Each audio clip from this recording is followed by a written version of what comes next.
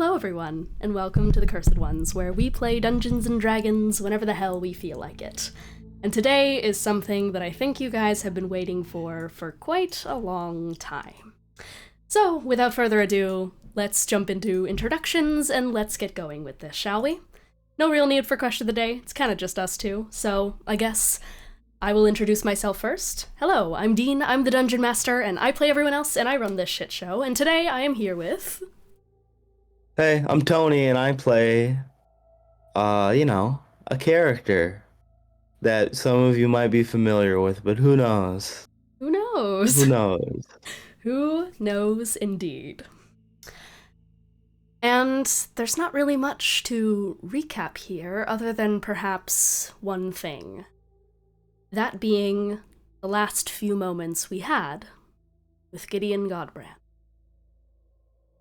About 20 feet away from the center of oblivion, you sacrificed yourself to make sure that the Cursed Ones got out safe. Using a full power wish, embedding whatever you could into making it save everyone, heal them, get them to safety, bring them back. But in the process, in making sure that the wish went off without a hitch, you removed yourself and Ency from basically getting to safety with everyone else. And that left you on your own with Xibalba and a nuke. Tucked behind a single wall separating you from thousands of tons of force. That is where we last left Gideon. So, whenever you're ready, are you ready to jump in? Perfect. Yeah, I'm ready to jump in. Alright, then let's begin this Cursed One's one-shot. Katabasis. You've peered into the eyes of gods long enough to be familiar with their appearance. The searing of your eyes forcing you to turn away, their all-encompassing mass and heat.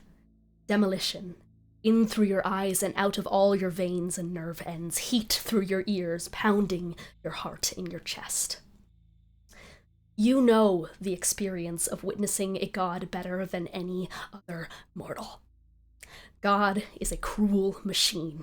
God is its hand reaching down, down, down. God is your skin unfurling. God is a failure to time. God is dirt. God is atomized skin falling upon your child tongue. You are within a god of great mutilating inferno. You, within a single moment, will experience God again. You have spared your friends from this front row experience, and with the express knowledge that you will survive within your contingency, you must hope that Ency dies quick enough to be spared from what you are about to endure.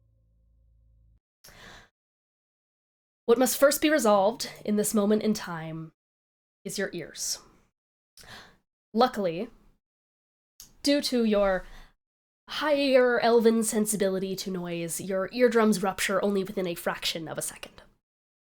So you don't have to hear the rest of this god. The 15 inches of noise-reducing abjuration and 0.1 millimeters of scar tissue shields the rest of the 240 decibels from bursting every hollow organ in your body instant in time.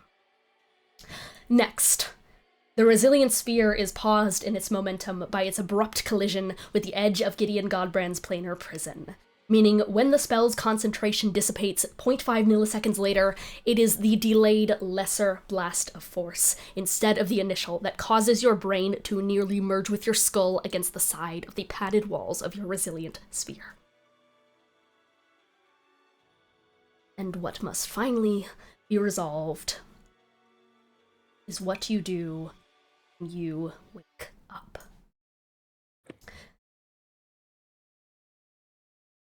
Every movement feels like needles piercing into you as you hear just these muffled sounds around you. Nothing really comes in correctly. The only thing that is loud is your heartbeat inside your chest. Rapid, accelerated. You can't find any way to deafen this noise that is ringing throughout your entire body. You feel every movement of pumping blood through your vessels. Your tongue runs over your teeth. You find your front left tooth chipped. You taste dirt, vomit. Your arms are sore from digging through the rubble. The skin on your fingers is cracked. Rocks and rubble and ash are smeared against your face. And you hazily begin to come to the realization that you don't know if you just woke up or were already awake. The tugging of your elder chain against your fingers, however, confirms the latter. You've been awake, witnessing God, unable to help yourself. No Sharpay distracting you from the hallucinations, no Lily fighting off Helos barking orders to drop, stay, behave, slash, and nobody grabbing your hands to stop you from shoveling the ashes of NC down your throat.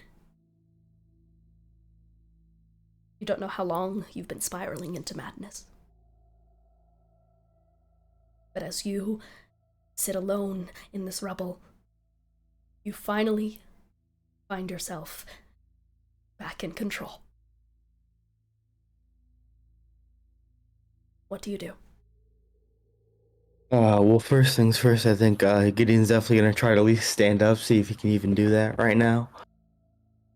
It's a slow and clumsy maneuver, and the real thing impeding you from standing up as quickly as normal is less that any of your bones are broken, and more so that your ruptured eardrums are giving you a severe case of vertigo. You almost find yourself falling over, and I think it takes more than one attempt to steady yourself up, pushing your hands down against some rubble that is as hot as ashen coals set ablaze, but you need to brace yourself to stand. But you do.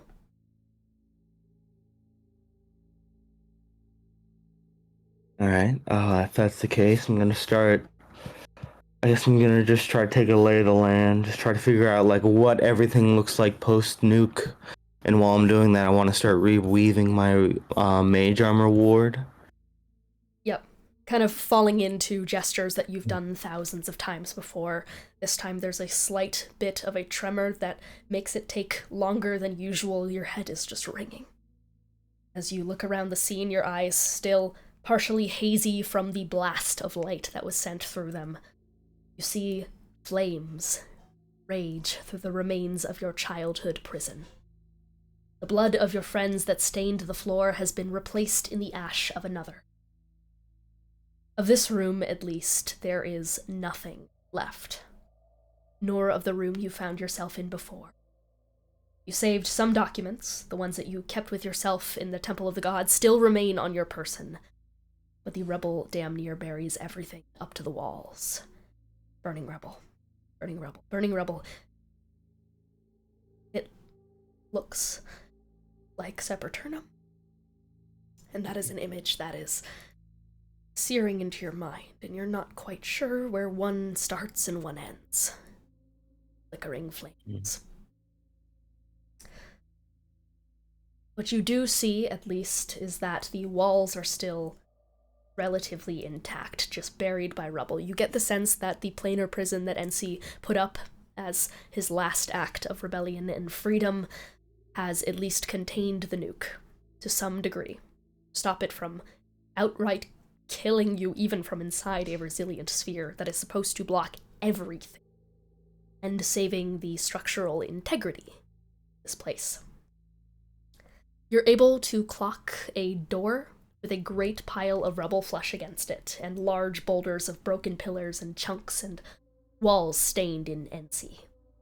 There's a tiny clearing you think you could contort yourself into, but it's a tight squeeze. Alright. I think I'm gonna start heading towards the door, and I know that when you cast leveled spells after a full power wish, you take necrotic damage. Does that apply to cantrips as well, or? That does not. I'm actually gonna double check that real quick, because the wording specifically mentions per level. Yeah, per spell level, but Yeah. cantrips don't have a spell Don't have level a spell to them. level. So if they don't have a spell level, I don't think that they would do damage to you, no. All right. I was just asking this because I think Gideon's gonna try to fire off some firebolt, see if he can clear some of this rubble to move his way through, to be able to easier access the door. Yeah, it's not something I'm gonna need you to roll for, just because it's a stationary object and it's gonna take a couple of hits. Not to mention the fact that the rubble is incredibly brittle. It absolutely buckles underneath your rending flames, though as you do send all of them outwards as they against the side of these rocks and start clearing things away for you, there's this drumming in the back of your head. And as you look forward at the clearing that you've carved for yourself, it's the same as when you first met the party, when you were going through those caverns to try and find where they were taken, and you burnt through some metal bars and they took the form of wings. Your destruction, everything you do seems to just be tainted by something else. The visage of wings does stare you down, but you've cleared enough of the rubble away to just be met with the wooden door. If that's the case, then I think Gideon just tries to keep moving, go through the door, see what's on the other side. It's a slow maneuver, but you make your way to the door, and after pushing your weight against it a couple of times, it is jammed. It's locked. I should mention that, actually, first of all. So as you kind of grab for the door handle and go to push against it, it doesn't give. Does it feel like it doesn't give because it's like locked, or like something's blocking the other side physically? Roll investigation for me. All right.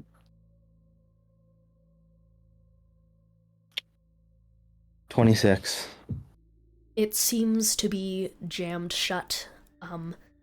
Not from anything behind it, but just in general, it is locked and then also kind of jammed from the side from just molten rock having been shoved into its crevices. All right.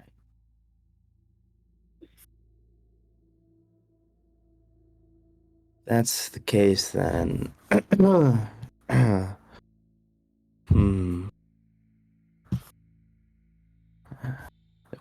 Don't want to start casting any leveled spells just yet. So I'm gonna see if I can yeah, I mean, I'm not too worried about causing more damage, so I think I'm just gonna try to fire off some firebolt at the hinges, see if that can do anything at the lock itself. Yep, so you bring your hand up to each of the hinges. One firebolt each. You do indeed feel as something kind of presses inward and clicks as you're able to drill enough of a kind of give into the door that you could reach your hand through, grab the lock, and kind of try to unjam it. Yeah, I think I'm gonna try to do that. I do want you to roll strength here. Okay. Just because of the current state that you are in. After the casting of the wish, your body is just aching. It's shriveled just slightly. You kind of feel your skin very flush against your ribs. You already weren't packing on just like a lot of muscle or anything beforehand, but now it's just, you've not been this withered away into nothing since you were still captured. Yeah. Alright. That's not great. That's 8 minus 4 because of 3 strength of wish, so that's 4. You're trying to pull against the door to try and unjam it in any sort of way. It should give. It should give. It's just not fucking budging. Alright, well, if that's not the case, then I think at this point I'm just gonna go for full. I mean, fuck it. I'm just gonna incinerate the door with firebolts. Yeah. Just fucking take it out. You just step back and once again, continuing your ray of flame, are going to push as many firebolts that are needed to burn the door to a crisp. are a little bit frozen. That might be on my end. There we go. Okay. So, as things begin to char away in front of you, and you are left with kind of a broken up door that kind of slits out in the middle, and those kind of, you see the way that the char intertwines with the side of the wood beams in the door. And as some of that kind of swings to the side and you're given an opening, you feel just the slight bit of tugging of the burn on your face. That's about it.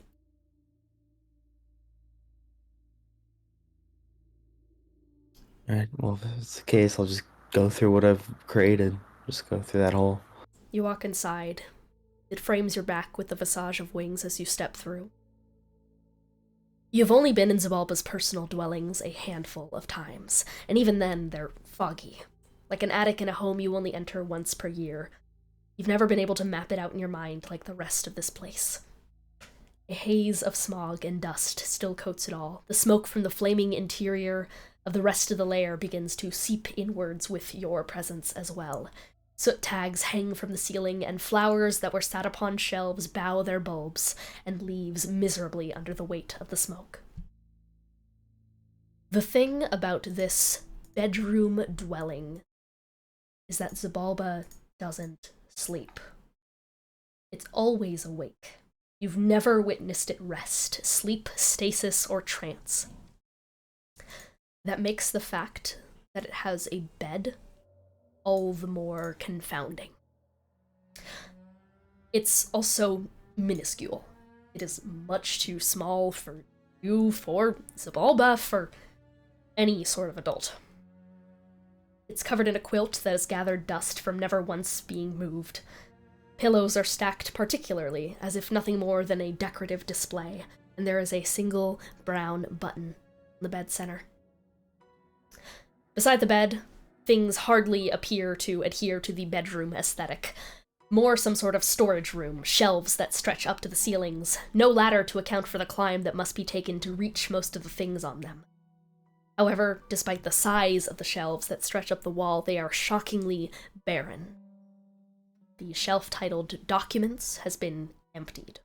Only a small number of jars sit upon components, and a single box sits within a shelf titled Subject Braindance Storage. I think we're gonna use the I'm gonna cast Mage Hand to take down some of those components, as well as bring that Braindance storage box to me. Perfect. Yep. So once again, just making sure that you're not using any leveled spells. Like, even if your brain goes to the thought of casting anything leveled right now, you feel your hands just twitching with that pulsing necrotic energy. So for now, you settle for Mage Hand. As you send the Mage Hand up to grab down the components, you find a number of things. First thing is 50 ounces of tattoo inks. High quality. There's like a slight shimmering of arcane reds and golds throughout its deep color.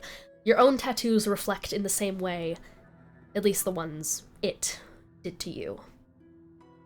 None of the inks that you've been able to find on your own ever since you broke off from its control have had this quality.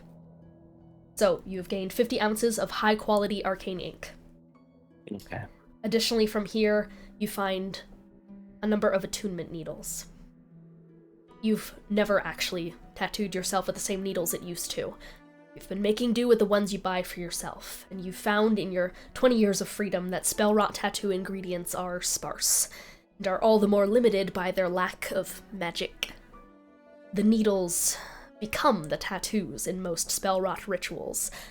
That was never the case with Xibalba's work on you. They're kept in a glass case. You can see the groupings of stick-and-poke gouges from 1 to 50. The handle is etched in glowing runes, a symbol of a heart, eyes, and lungs, connected by octograms and glowing in the color of new gold. So, you've obtained a magic tattoo kit. From there, the other things you find a number of materials kind of patched away into little, kind of sachets and such, satchels. He's left a generous amount for you, actually. 8,000 gold pieces worth of gemstones, jagged, glowing, Many are deep red, pink, gold, bloodstones, emeralds, opals, sapphires, rubies, pearls of many colors. Some stones you don't even recognize as being part of the prime material.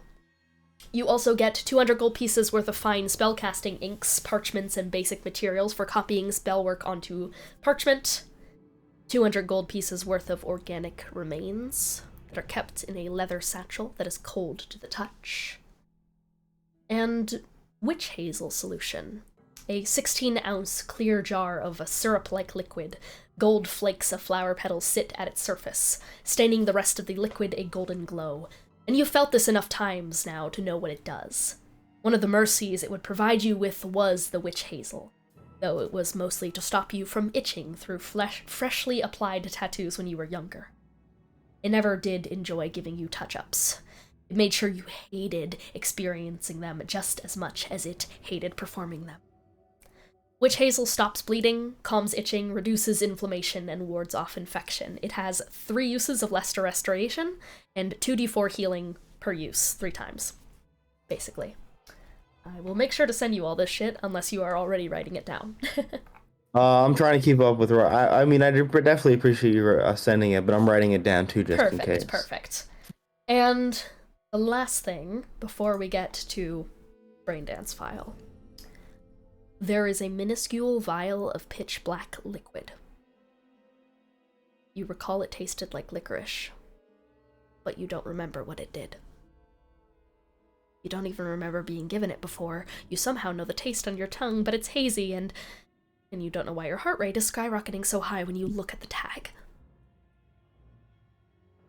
Tag reads Vorndur. You feel itchy. Very itchy. You hear a voice that has been quiet for the last few days. I remember the last time you had that little concoction. Hilo says that. Seeds like a stalking animal.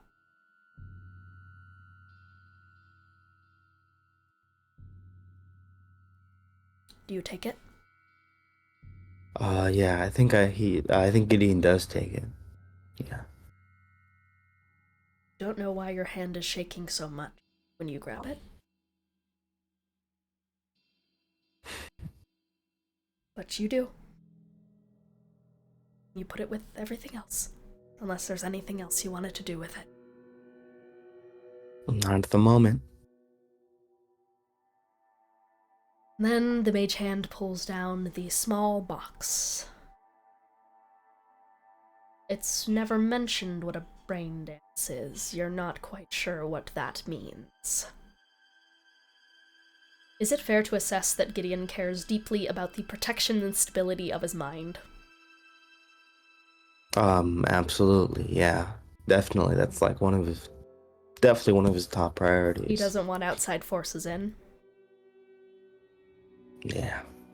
And he doesn't want things being taken against his will. Yeah. You're aware of what a thought strand is. Often created by the cantrip encode thoughts, tiny little ribbons of information. And one stares you down, kept within a small vial cooler setup. That should house more, based on the amount of slots in it. But there's only been one that has been left for you. A small red thought strand tied within a small little vial wrapped in a bow shaped like a flower. Tied to it is the only parchment tag in this entire room labeled in Elvish. It reads, "Taken from you for your own good."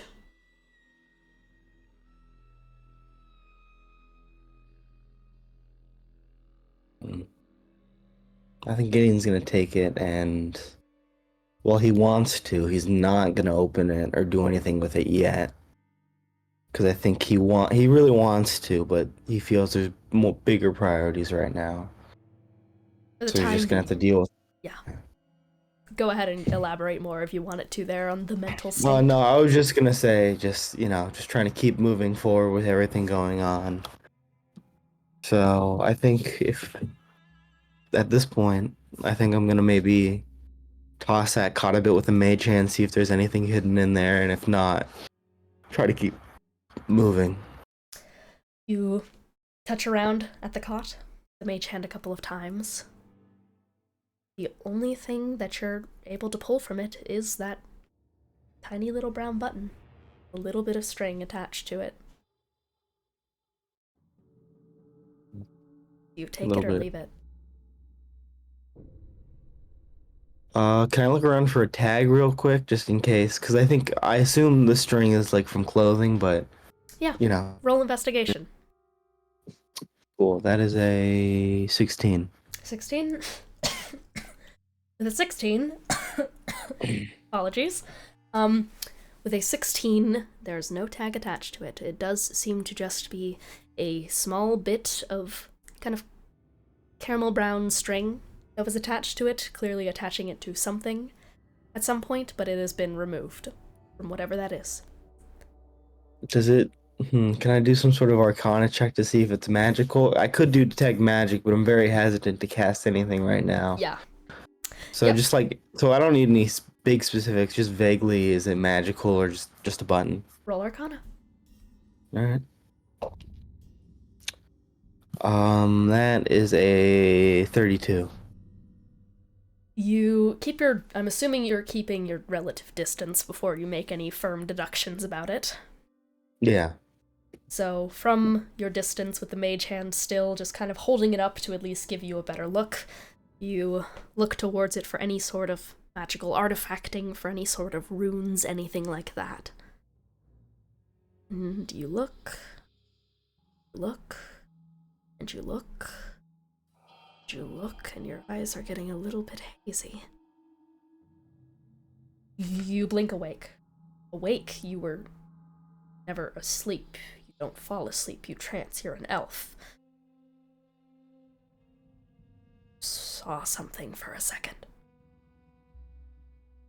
And you're not sure why. The hairs on the back of your neck are now standing up, but you saw something twisting. Something aberrant is about in this button. It's not, or maybe it is from the material plane, but it's not been in the material plane for a long, long time. It has magical tracings, but not enough to form anything in particular. It's just aberrant. It feels like Xibalba. I think I'll take it, but if I have any other maybe external storage or protections, I can put it in like a vial. I think I'll do that. You definitely have a number of like small little vials just to hold sort of ingredients for spells, and you've probably find one that you've emptied out recently due to a casting of a spell of some sort, and just make sure to have the mage hand drop it in there for you.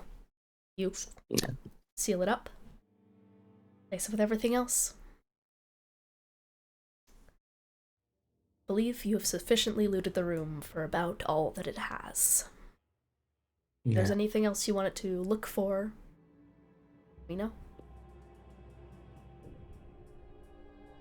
I think if this room's pretty empty, Gideon's gonna probably try to move on, but I think right now he's trying to, well, for one, he's trying to find a way out, but also with Xibalba, temporarily dead, he's hoping he can maybe find the artifacts while Xibalba's not in play for the moment. So I think that's part of his goal. Perfect. Yeah.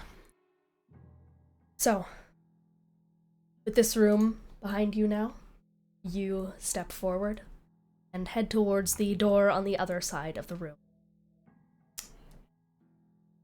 As you go to perhaps unlock it, you are immediately able to clock with your passive perception, which I believe is above a 20 if I'm not mistaken.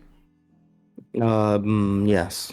You're instantly able to clock the small runic traces of an arcane lock.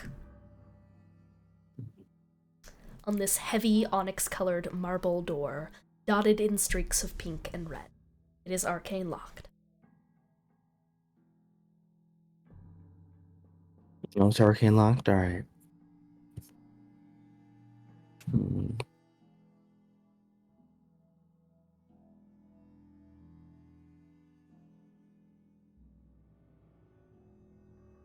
I forgot. How well does arcane lock hold up against just damage in general?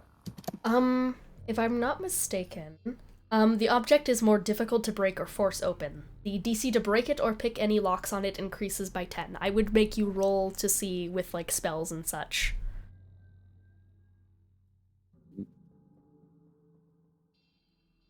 If you could just break through it.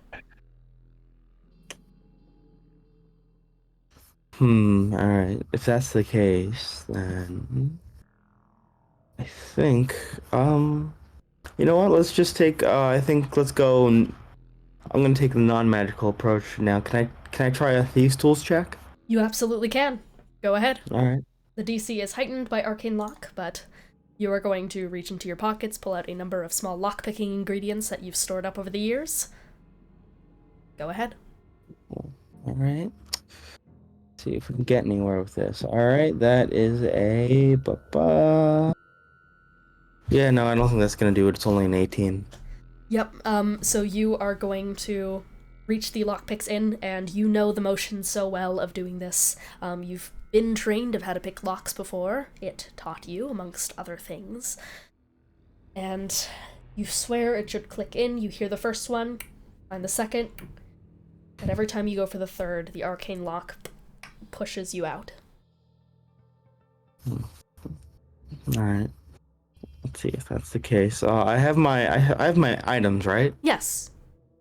Okay, if that's the case, then I think I'll just... I think, you know what? I think I'm gonna try to use a charge of my my staff of power to cast magic missile to just break the door down. Perfect. Yep. So once again, trying your best to not trigger any necrotic damage from your own body coursing through with that backfire of the wish spell. You are going to take your staff out and are going to spin it around, and those small, that kind of like point that looks like almost a spiraling black hole at the end of it is going to split in two and is going to send 3 bolts of force into the door. DC to break it. So it does specify a DC to break it, which is interesting because it doesn't exactly give any elaboration to that. 1 second. Hello?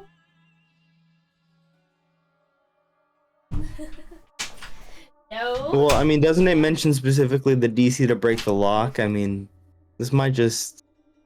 I don't know how well the door itself will hold up.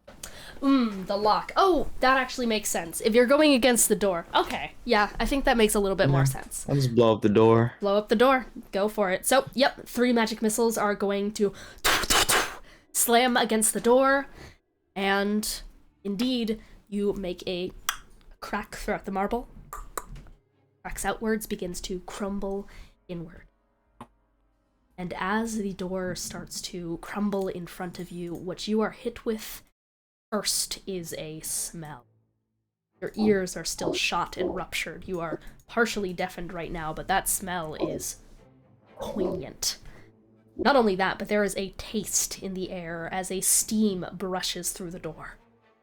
There's a mouthfeel to the air between steak fat and mousse. It puts a lump in your throat. It tastes nutty, creamy, slightly sweet, sanguine-like organ meat.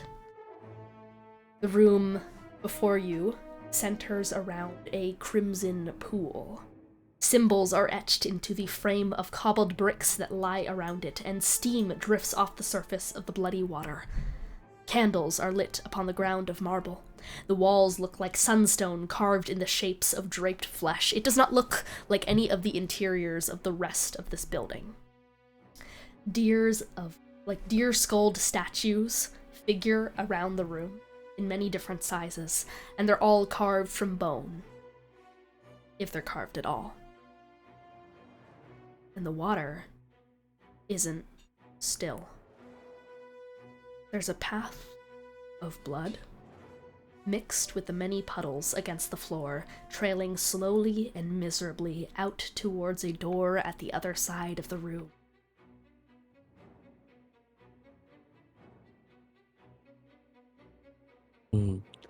How many feet away would you say the door is? The door is... Give me just one moment.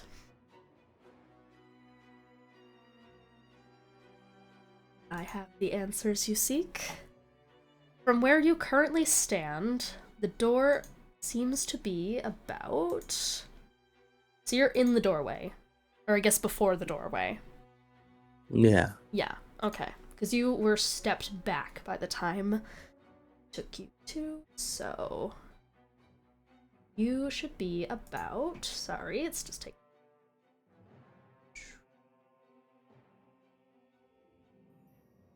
The distance from you and the door right now is going to be 165 feet. Okay. 165 feet. And does it seem like there's anything alive in this room? With your passive perception, you are able to see the small movements in the water of tiny little stringy strands of something. That's all you see with your passive. Would you like to investigate for signs of life? Active. Yeah, I would. Active perception. Cool. That's not gonna do it. That's a nat 1. You only see those small, slithering things inside the water. Other than that, your gaze is too fixed by perhaps the trail of blood on the floor leading towards the door. I know that there's probably a safe way to get across involving the trail of blood, but I think, you know what? I think I'm gonna do what feels like the smarter option, which is it's probably gonna take me a little bit longer. But I think what I might do is use the staff of power to cast levitate and sort of crawl along the wall to get to the other side. Okay. And with this in mind, are you doing anything to try and stick to the shadows? Anything to conceal yourself? Well, I have no idea what's in the water, so I'm gonna try to be as silent as possible. And if I can get cover, I definitely will. Go ahead and roll I stealth. definitely will. Alright. As you are going to slowly take the staff and kind of like dip back behind the wall to make sure that you're able to cast it. And as you feel yourself lifting off the ground, you are going to slowly kind of push around very quickly as fast as you can, and then hide against the side of the wall, start drifting upwards behind any pillar you can put yourself behind. That is a... What is that? It is a 17 stealth. 17? Okay. Okay, so as you are going to levitate into the room, are going to start skirting around the sides, hiding behind any pillars you can possibly find, I will say that you notice something. This would fall under your passive perception. So as you are making your way across this room, something catches your eye. I have a feeling that Gideon would be every so often looking towards the water, just for confirmation that nothing is rising out of it, right? Yeah. You do see something besides just those small little strands. You see bubbles from underneath the water, and a small of a shadow. As for just a second,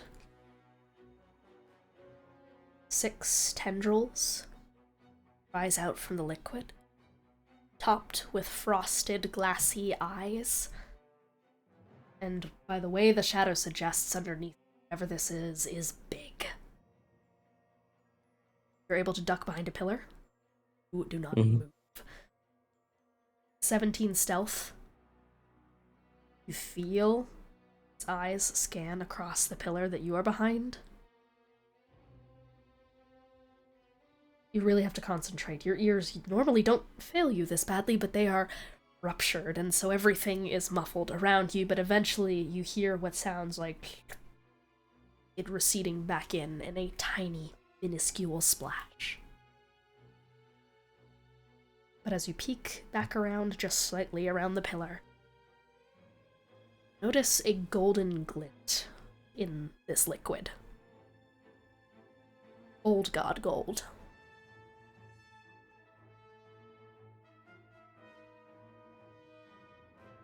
Do you push forward, or...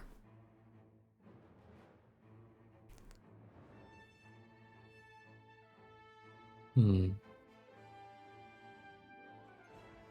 think...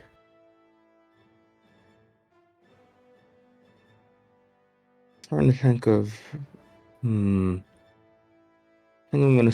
Yeah, I think I'm gonna keep pushing forward. But... Yeah, no, I'll keep pushing forward. Okay. For now. It is a slow but steady way out as you hug the sides of the walls, hide behind those kind of statues, and make sure that you, whenever those eye stalks raise up from the water, you stay deadly still.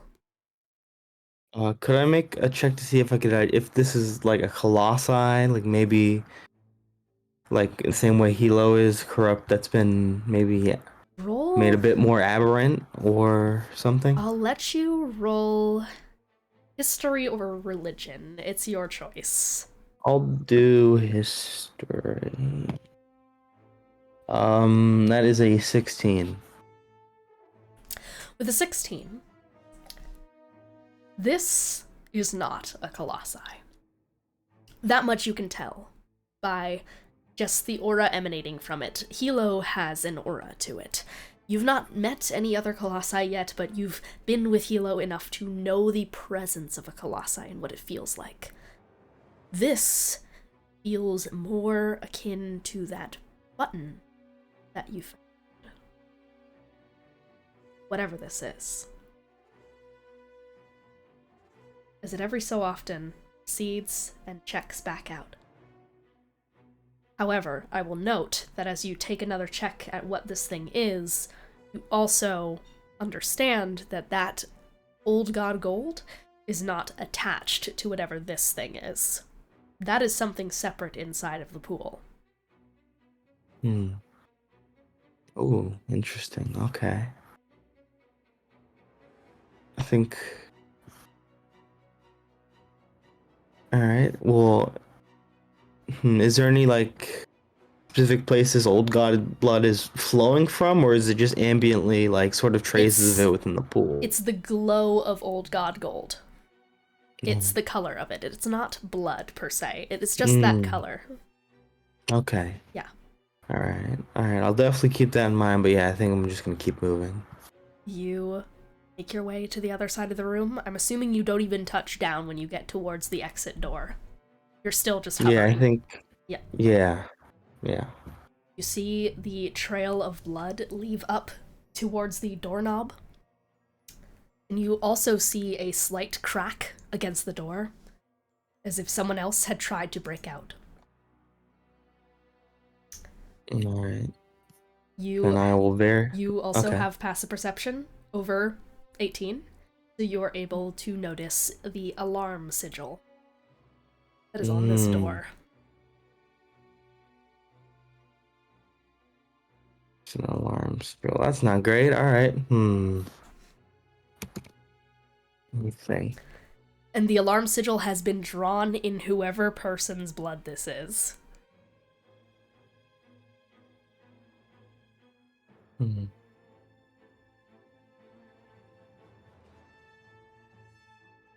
If that's the case...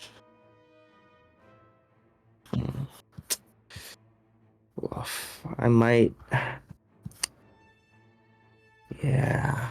I'm really just trying to get through this as best as possible, so I think I'm gonna bite the bullet here, and I'm gonna cast a spell magic, which is gonna be 3d10 necrotic.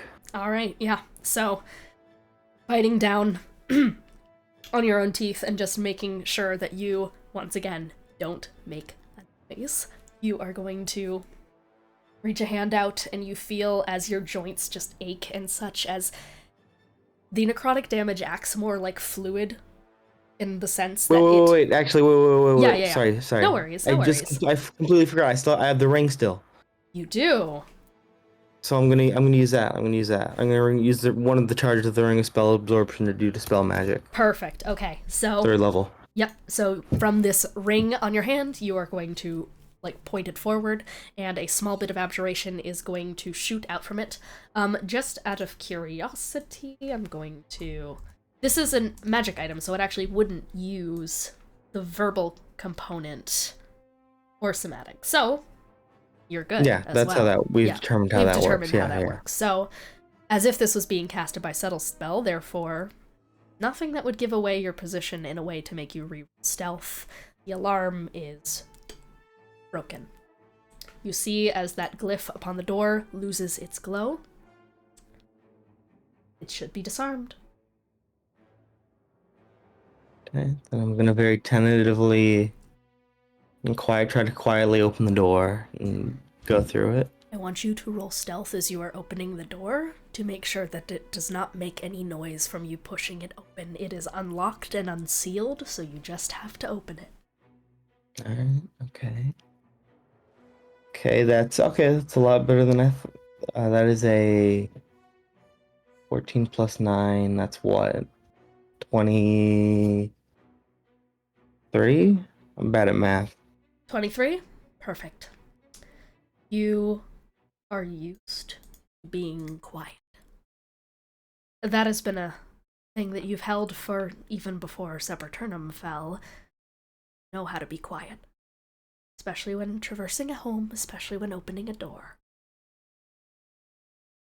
It makes no noise. You support the hinges and push it in the manner in which it is not going to creak. You make sure that your hand holds a very steady point against it, as much spread as you can possibly get. This is how you open a door quiet. Doesn't make a noise. You flinch slightly as cold wind bites against your bare skin. Slip out. Yeah. I move forward. You push through the room. Darkness and cold batters against you as the door closes. And you're met with howling winds. You nearly find yourself overstepping and careening over the edge into a 500-foot drop into the surface of Ironian forests below. Doesn't make sense. This felt like it must have been subterranean. The air pressure around your tightened scar tissue seems to have always backed up the fact that you have been held underground. You're on a ship. Weaved from spiraling deer antlers and propelled by great stinging tendrils. It's been obscured by the darkness of the sunless sky and the blanket of blizzarding from below. Gideon wouldn't know this, but I will tell you that you find yourself upon a nautiloid. Yeah, that's what I thought.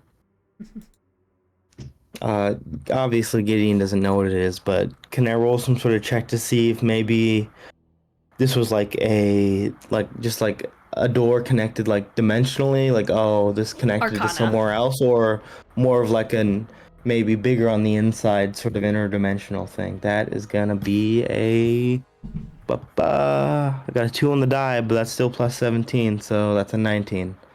All right, 19. It is definitely a bigger on the inside thing, but it is absolutely not interdimensional travel. It is just a demi-plane inside this ship. You have been held in this ship your whole life. Got it. Woof. This is the first time you've seen its exterior.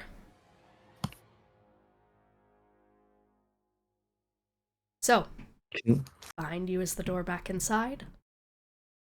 Below you is a 500-foot drop back into Eros.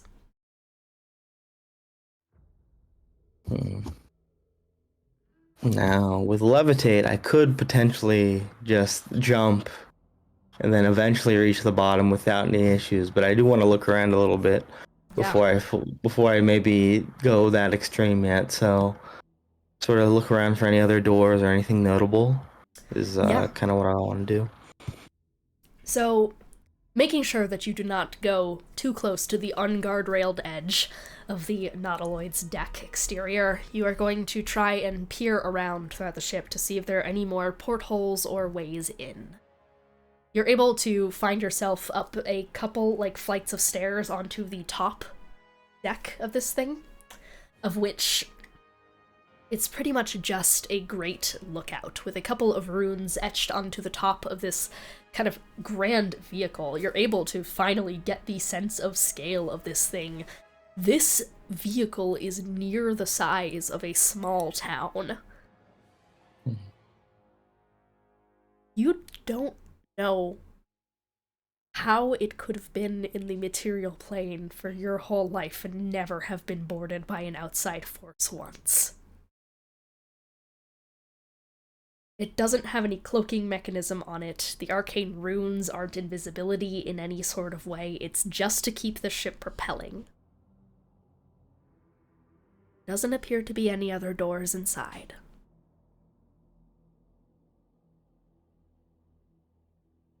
So there's no doors. I don't see any doors. Sorry, give me. Yep. We're both in the coughing trenches. Alright, so as far as I can tell, there's no other doors on the deck. When I was coming through from where the explosion happened, I didn't see any other doors either, did I? Only the ones that would go further back into where your cell is. But that was a pretty straight shot, wasn't it? Yep. We ran, because from what I remember, we all started in the cell. We went through all the trials and the puzzles and things like that. Yeah. Yeah, so, I mean, as far as I'm aware, I mean, I've seen everything in there, right? Or were there any doors? Yeah, were there any doors? There was never anything left uncovered. You went through every single door in that place. Do you want to roll here? I would like to a roll revelation here as to what the intention of this might be. This vehicle. Or do you want to roll something else?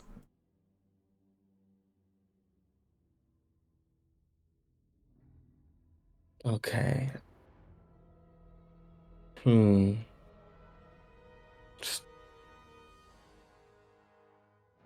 This is gonna just be a shot in the dark, and I'll roll for it. But is this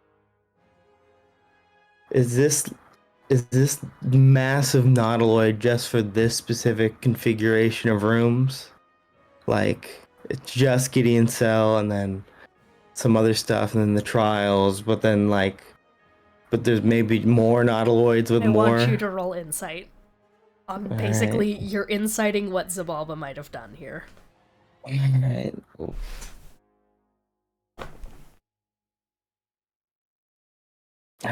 That is a Ooh, that's not great. That's a 12. 12 is enough to stumble upon a small etching in the side of the ship. You can read every language, right? With comprehend languages, I can. And I know a few off the top of my head. It's in deep speech. Oof, yeah, I think that's... fuck it, I'm just gonna pop a comprehend. Well, and ritual casting would still... It would still. Instigate the necro... Yeah. Okay, yeah, I'll do that then. You get this sensation up your spine that this is something you need to read, and you bite down cast Comprehend Languages. You feel the fluid buildup in your joints of necrotic energy, and you feel that kind of arthritis stiffness go through your body as you cast it. And after you're done stiffening from that damage, you blink your eyes open as they glow. You read the etching on the side of the ship. Begonia is all it says. This is your cell. There's more. This is just for you. This was all for you. So I think based on that, I probably also know the artifacts are probably not on here, right?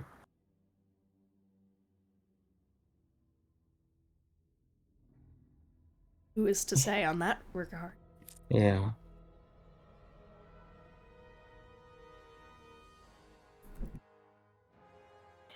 You don't have anything that can really confirm nor deny that you've looked into yet, basically. That's up to your own deduction. Yeah. I mean, can I make some sort of investigation check to see if this, like, because I'm strongly suspecting that this is it. That all of this, this is my cell, and there's not really anything else around here. Yeah, roll investigation. Cool. Oh, that's a 17 on the die plus 11, so 28. But Xibalba had its eyes on you the whole time. Was watching those trials the whole time. Where else would it have been? Can it even span its tendrils of telepathy far enough to have gone to one of these other fleets? You do, at the very least, as you're running through the options in your mind, that glint of gold. Old God Gold is the same color as the artifacts.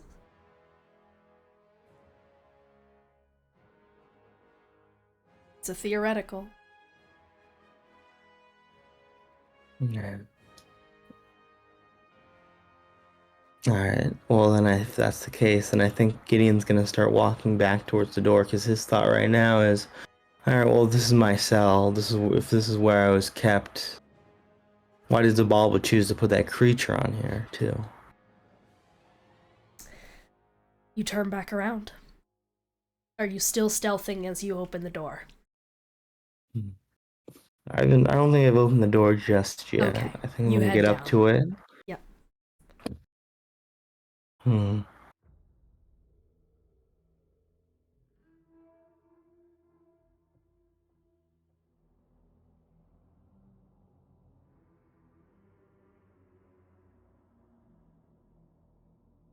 Think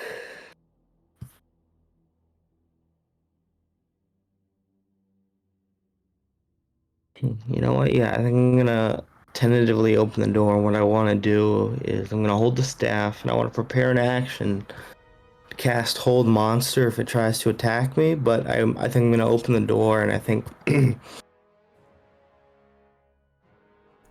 I think Gideon's just gonna open the door and just say, "Hello." You open the door back up, staff in hand as you push through it, and you immediately start to see the surface of that red water bubble. As all of those eye stalks rise from the waves, immediately converge upon you. Oh, Begonia. Shouldn't you be returning to your chambers? You're very important to my reanimation, after all. See whatever this is rise out of the water. And you start to see other shadows from underneath that water as well. Shadows that seem to be casting from those ear skull kind of statues down in it, and skulls kind of reflect inward and start to rise outward. This is when you are going to come to a realization that no one else has had yet. And one that you've internalized for a long time, because you've grown up around Xibalba. You've grown up, quite literally, around Xibalba. So you always thought the inconsistencies in height were just from your shoddy memory, from your own body changing. I think it's just had one vessel this whole time. It's an elder brain. It's many. Yeah. You get one action. These guys are rising up. What do you do? I get one action. You get one action. You can run. Do what you want here. You can run, you can try and... They see you.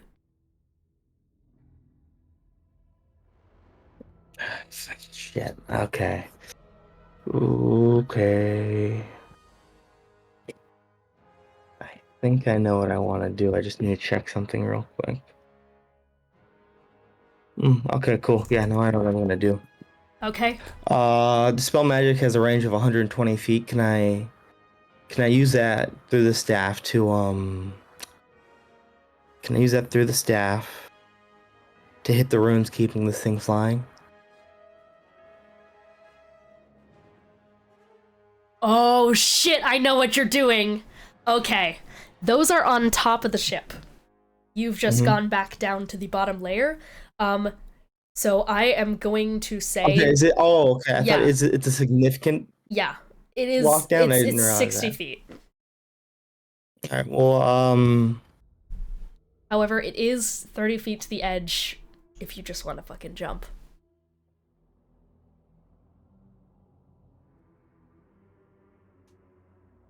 if I took the necrotic damage and Misty stepped followed by Dispel Magic, would that be possible?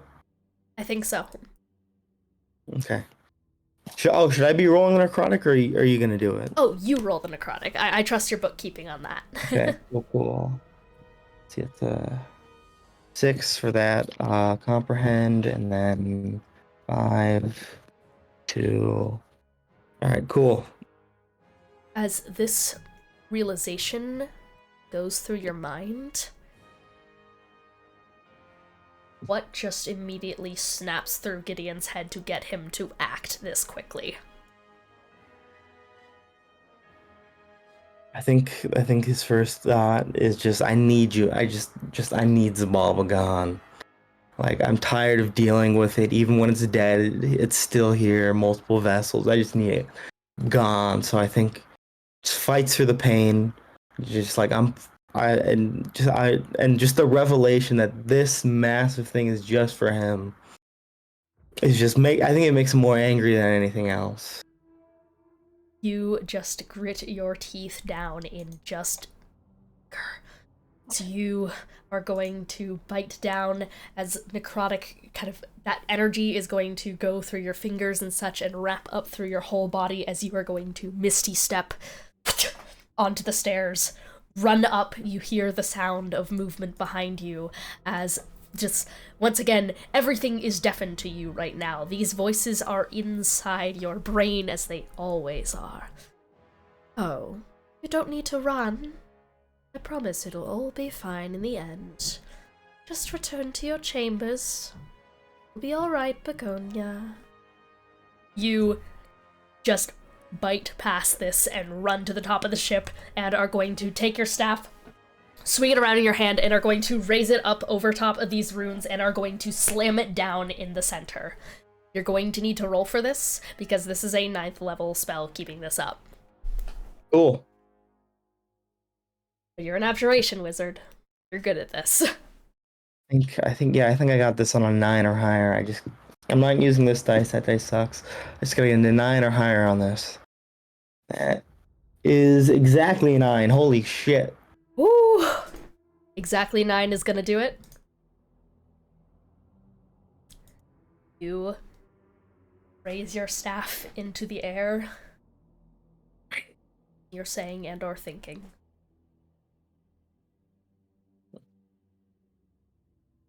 I think he just thinks die and just does it.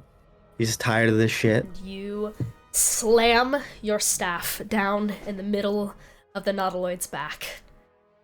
And immediately, all of those sigils and runes on the edge of it are going to start to slowly destabilize and lose their shimmers. You are about 500 feet in the air on the back of this nautiloid without anything securing you to its back as it is going to start falling. And from the inside, you hear those slithering bodies starting to move, only for the sudden jolt of the ship around you to just cause, clearly all of them, to be knocked to the ground in some sort of way. Are you jumping, or are you staying on this? I mean, at this point I'm jumping just because I'm trying to crash this shit, and I could use levitate again, but I kind of want to try for something cool. I want to try to bonus action gamble on Spine of the Fallen Asmar to see if I can get the flight one. I just gotta get a 1. Hell yeah. On the dice. Come on, come on, come on. That is not a 1. That's a... Let's see, what is that? Nope, that's a 2. Which is a necrotic shroud. Rip, alright. You jump off the edge of the ship, you run towards the deck of it as you're starting to lose your footing and are just going to jump out into the air, that kind of long cloak of eyes billowing out behind you as you see the nautiloid starting to careen down into the Ironian wastes. As you start to fall, you feel the pressure of the cold air around you, and you just go deep into your mind and try to summon those damn wings to make him do something for you that actually matters. Instead of taking control of your body, you try to shoot for getting control to bringing those wings out that you know are in there.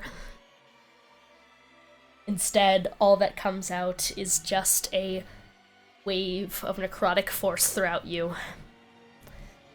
Maybe from the wish already pumping it through your body, maybe something else, but you are falling. Yeah, I mean, yeah, disappointed, but I think if that's the case, then Gideon's just gonna sort of have to use the staff to cast levitate, so he doesn't eat shit and die. You fall about 500 feet per turn in D&D. Mm-hmm. As you start to fall, this drop, with the ship careening down off in the distance and beginning to spiral out of control, you see movement from atop its deck, but that is quickly eclipsed by the blizzard of force that is going around you as you grip onto your staff and start casting, start trying to focus on it. You feel this horrible head rush spinning around you as you are just plunging at terminal fucking velocity into blizzarding winter. The air pressure change squeezes against your skull, going from the pressurized interior of a ship to the exterior, the upper atmosphere to the bottom. Cold, cold, cold, without prestidigitation to give you warmth like you usually used it for. Cold against the heat of the nuke and flames. You grab onto the staff and grip it tight.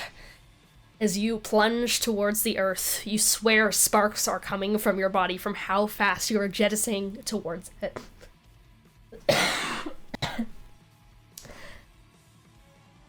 And you see the blizzard break around you and the ground. 50 feet in milliseconds, 40 feet, 30 feet, 20 feet, 10 feet, 5 feet. You grasp your hand around the staff, and your eyes shut, and you feel a force go around you.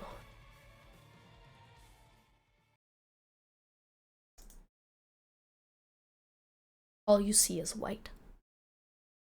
And all you hear is your heartbeat. Thumping in your chest.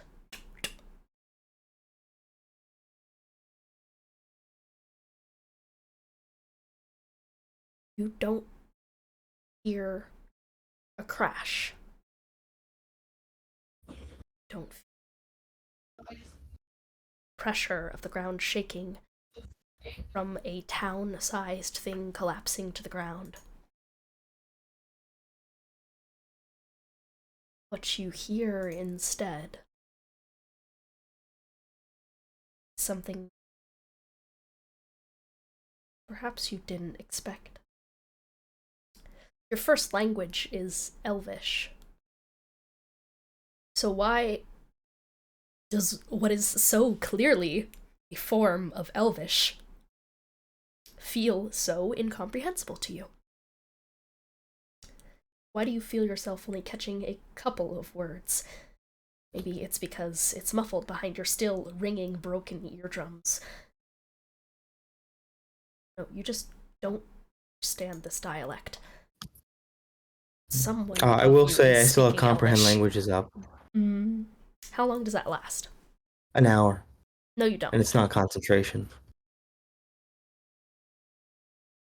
It's been more than an hour since I last cast it. You find yourself unable to comprehend this language being spoken over you, despite the fact that you know it's Elvish. All right.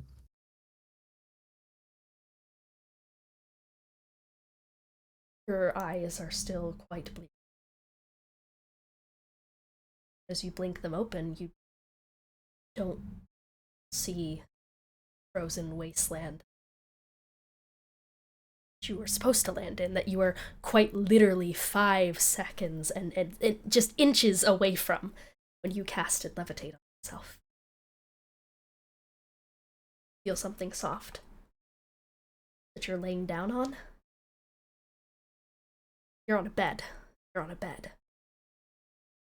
As you blink your eyes open, see one staring down at you from behind silver-framed black glasses.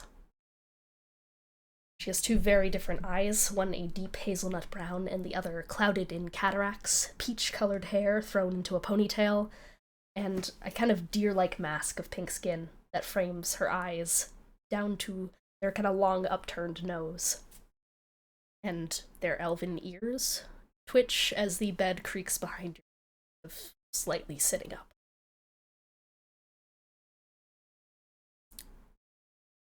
They seem to be waiting for a response from you.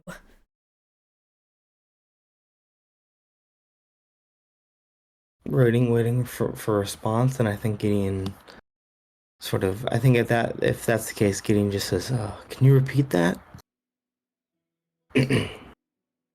Once again, Elvish comes out. Only catch about 3 words. Weather, resistance, think something about bear?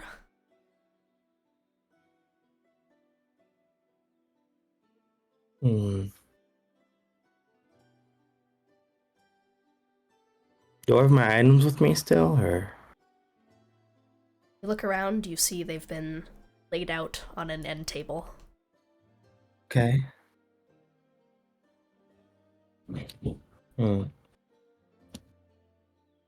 Let's see. Do I feel like I've gotten a long rest, or how am I feeling right now, like, physically? You feel like you've not been asleep enough to get any sort of rest in. That you've woken up from some kind of head rush concussion, your head just aches.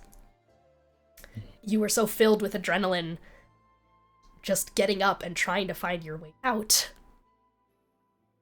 I don't think the headache set in until it does now. From your head careening against the side of your resilient sphere. I think I'm just gonna look around the room where I'm in right now, try to figure out where I am. Seem to just be in a small bedroom. Wooden walls. You're currently tucked into a pink quilt. There's a couple of paintings on the wall, some plants at the windows, and a window leading off into snowy wastes. Hmm. I think I'm gonna look at this doctor in front of me, and I think I'm gonna say I don't quite understand you in Elven, Colossi, and as well as Old and New Celestial, just to see if there's any common languages there. Do you do it in common at any point? Yeah, and common, and common. Yeah. You cycle through the languages. Ears twitch a bit at the Elvish, and she goes to open her mouth to say something in response to your Elvish, but eventually you say it in common. I don't think I've ever heard your dialect before, I'm sorry. But I guess we both speak common? You don't speak Yeah. Sylvan or Elvish? I speak Elvish, though it seems not. Whatever dialect you speak. Okay, yeah, I'm assuming that's just a coven difference. So, I guess what I was saying was, just don't move too fast, okay? I'm still not sure what gave you the concussion, because you caught yourself when you were coming down, but, you I do may have... have received it earlier. I was jostled around quite a bit in a resilient sphere. Speaking of resilience, you have to remember to dress for the weather out here. We don't have the resistance built up to it like the weather in the Feywilds. Yes, well, I wasn't necessarily intending to come here. That much seemed obvious after you careened high speed out from the sky. Yes, I don't suppose you heard of any crashing or anything after I came down. I did. Kind of squints at you, but decides not to press on. There's a fire out in the woods. About 200 paces off. Whatever that was, you must have fallen from. I mean, there are airships starting to be developed in the Feywilds, but I've never really seen any in the material plane, so I can't say for certain what exactly that was. But, it certainly did crash, and probably won't be long until scavengers go and try and find other survivors, but you were closer, so I decided to make sure that, the one that I could find didn't die from hypothermia. Yes. Not the one I found, the two I I found, don't I suppose guess. you would. I don't suppose you would have contact with any of those said scavengers. Because I feel it's fair to say that it would be important to warn them that it's dangerous. No, I'm sorry. I'm kind of just, independently out here doing my thing, you know? Just, Yeah. But I mean, I could probably send a letter to, I guess, the academy or something like that. Speaking of letters, do you need me to send a letter out to your coven so someone can come pick you up? High elf, ginger, hair's pretty dirty, I can't tell. I'm not used to the tattoo style, I'm more out in Everspring and Elenia, so if you're from Fallbound or Winterfell, then I might not know for sure, but we'll figure it out. I'm not in any elven coven. Oh, I mean, I'm not either anymore, so that's fair enough. So, I mean, you're welcome to, I suppose, stay for the time being. Just don't want you to die in my bedroom, so that would be nice. Well, I appreciate that, though I don't suppose you could tell me where we are right now. We are in the material plane, and just in Eros, I think the continent is called, but we're pretty close to the Stridonia Institutes and such, and that kind of city, Wandermere. I kind of just live out on the outskirts, you know? Yes, yes.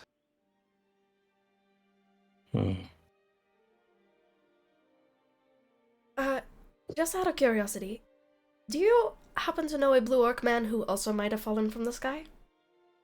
Blue Orc Man. Alien? I think that was the name.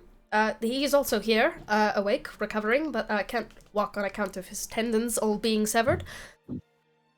Here, right now. Here right now, in the guest room, and you're in my room, so if you want to go to him, then you can very much do that, because I'm assuming you guys are friends? Yes, no, I would very much like to talk to him. Oh, okay. Thank you. What is your name? Oh, Melania Farwin. You? Gideon Godbrand. Kind of ear twitches a little bit, looks at you, winks. Okay. Never heard of a last name like Godbrand for an elf, but that's okay. Okay, well, take it easy first of all. You're very hurt, amongst other things. Thankfully it seems to just be the concussion and the ears being blown out, but I did my best, lesser restorations and such, to try and hopefully ease that a little bit for you. Anyways, I'll be downstairs. There's a broom of flying here if you need extra help walking or hovering. Command word is just arise in Elvish.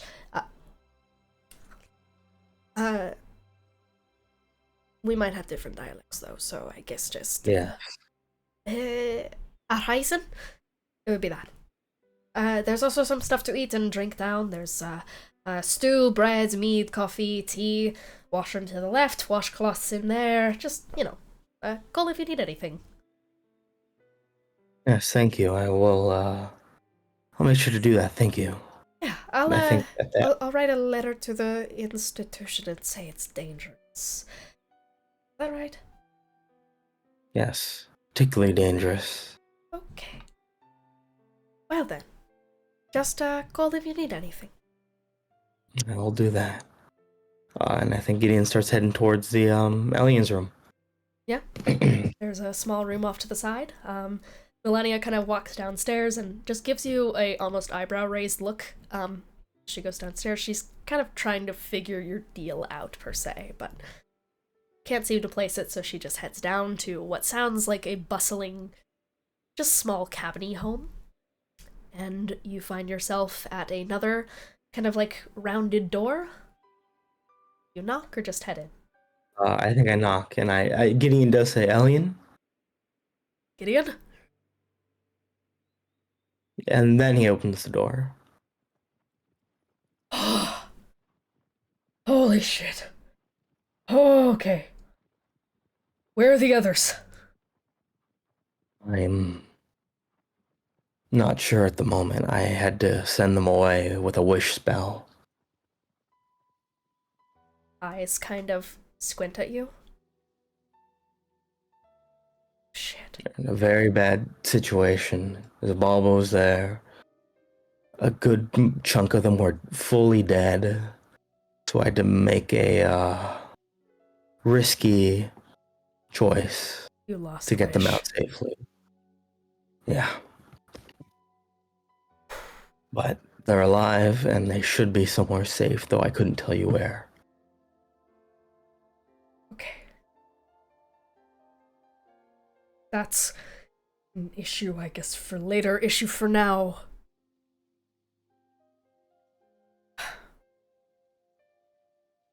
You didn't go with them? There's too many logistical issues for me to go with them. Are you okay? I'm reeling right now. The wish took a pretty heavy toll. We had a hard time getting here. He kind of sits up in bed and reaches a hand out and pats on a little armchair that's next to the bed for you to go sit on. How did you escape? I crawled. What else can I say? Yes. Well, You were crawling can only get you so weren't- far when you're on an airship. You weren't there in the room for what they did.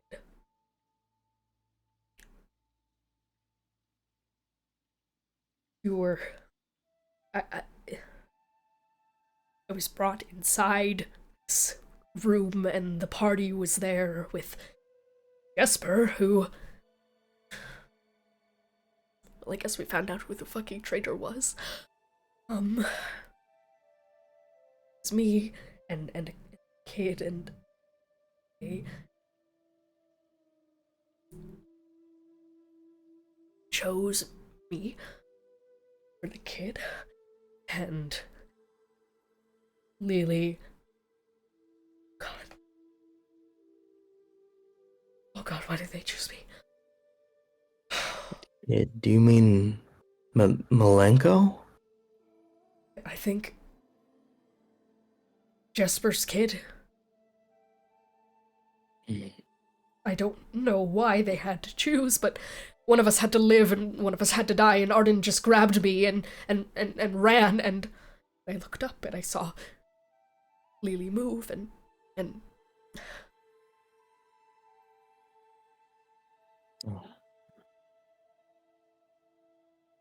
I just kept crawling. I just kept crawling because then they all vanished around me. I don't know where they went, but I just kept crawling. I was back in my cell. Everything was open. So I just left, dragged myself through every room that I could. There was this red liquid, there's a thing there, but it didn't come after me. It just let me go.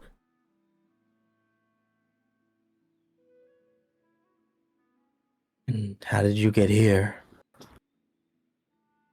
I did a maneuver that I like to call plummeting off the side of an airship and crashing in the snow. You survived that?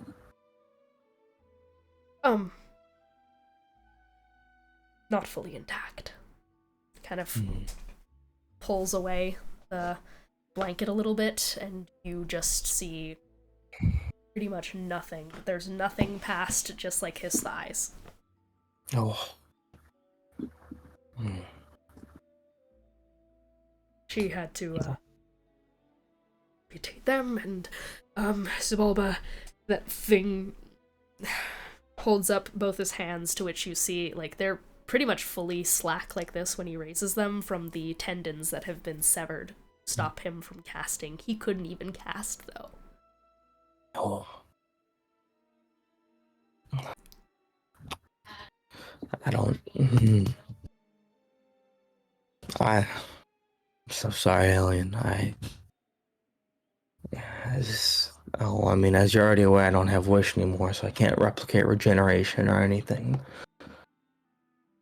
I know. I'll be honest, when I heard that someone else was brought here, I was kind of hoping it was you for...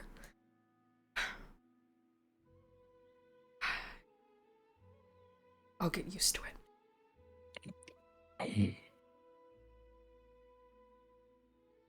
Do you know if anyone else survived besides the main group? I don't know. I was...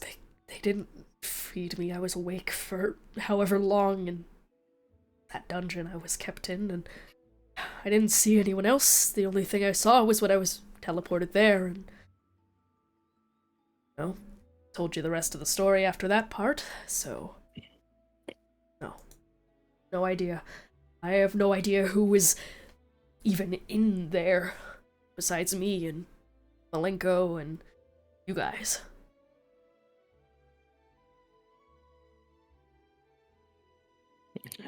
You don't know where Jesper is? I don't know where any of them went. When the rest of the party got teleported out of there, he was taken with them, but... It shouldn't have been possible. I wouldn't have... He wasn't included in the spell when I sent them away. It wasn't...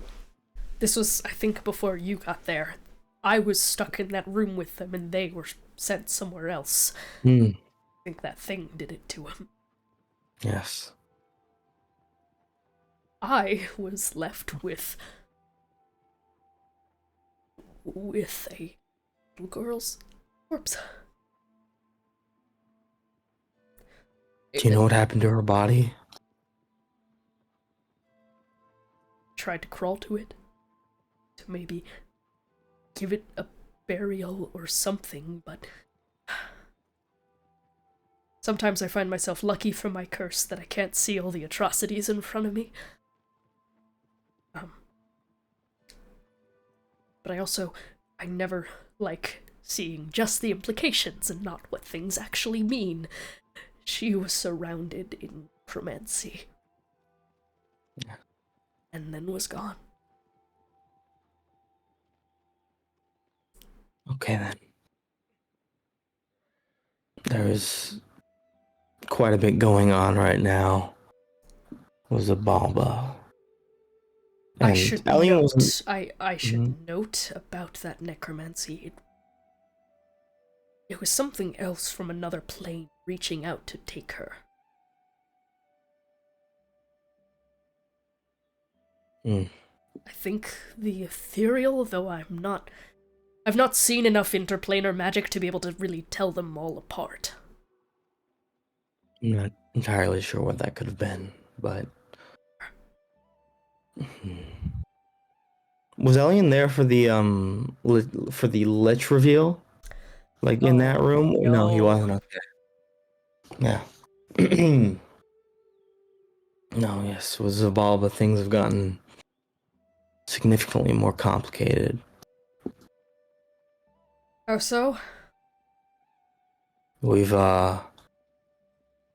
discovered through his taunting that he's it's a lich now.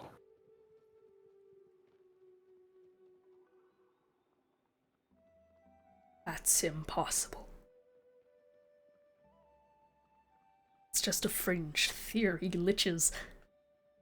There's never been a recorded case of it working. People have tried the theoretical lichny rituals for...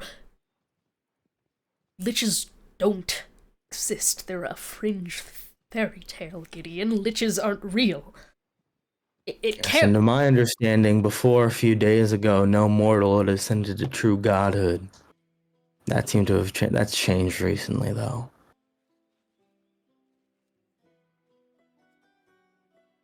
So I think fringe theories aren't exactly something we should discount right now. No, but what I'm saying is, are you sure? Phylactery and everything. Phylacteries, plural. Seems, from what I can tell, he's split his soul and the phylacteries across multiple people, turning body parts into phylacteries. That young girl Malenko that died was one of them. Jasper was another. And there seems to be quite a few others, including myself.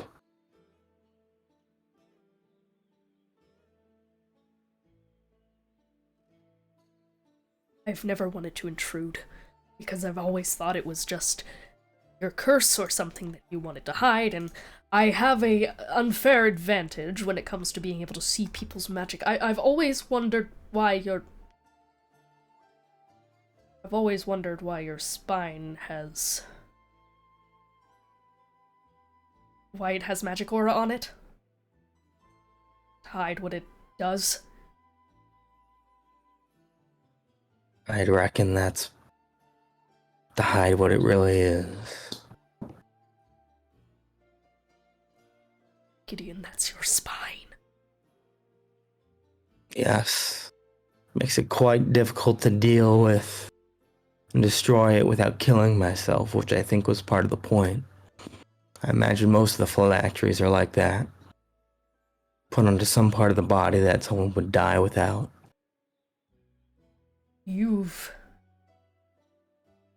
But that's not even yours. You've had it transplanted into you. You could have it transplanted back? Theoretically, but besides sourcing those raw materials, who knows what else could be on the spine. I'd have to take down the magic ore to be sure. But there could be any number of protections or wards on it. Or contingencies for taking down the magic aura to begin with. Yes. You could be...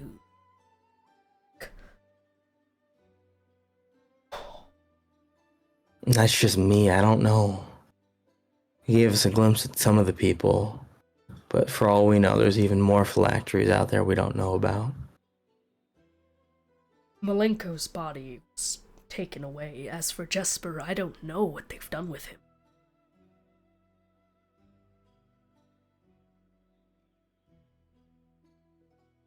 Was he with the group when you got rid of everyone? No. He wasn't there.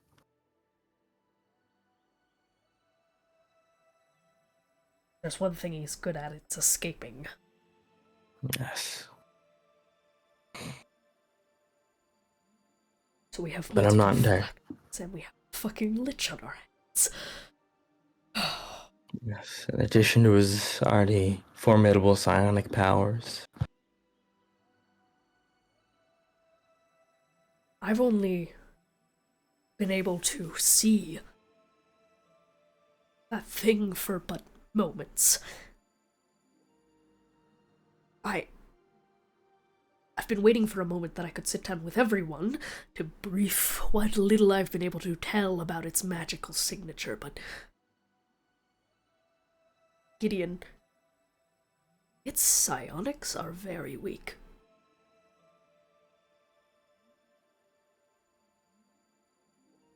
It has the capability of expressing great psionic force. We've seen it. You have. Most definitely. Yes. Something's holding it back. Do you know what it could be? Could its newfound lichhood have maybe interfered with its psionic abilities in some way, or...? I wasn't even aware it was a lich. I knew there was something wrong with its physiology, but... Yes, but necrotic undead, could that have potentially hindered its powers in some way, or...? Don't see why it would. Oh. Unless the undeath process did something to its mind to inhibit its psionic abilities, I don't know. I don't know much about psionics. No one does. Which is part of the issue.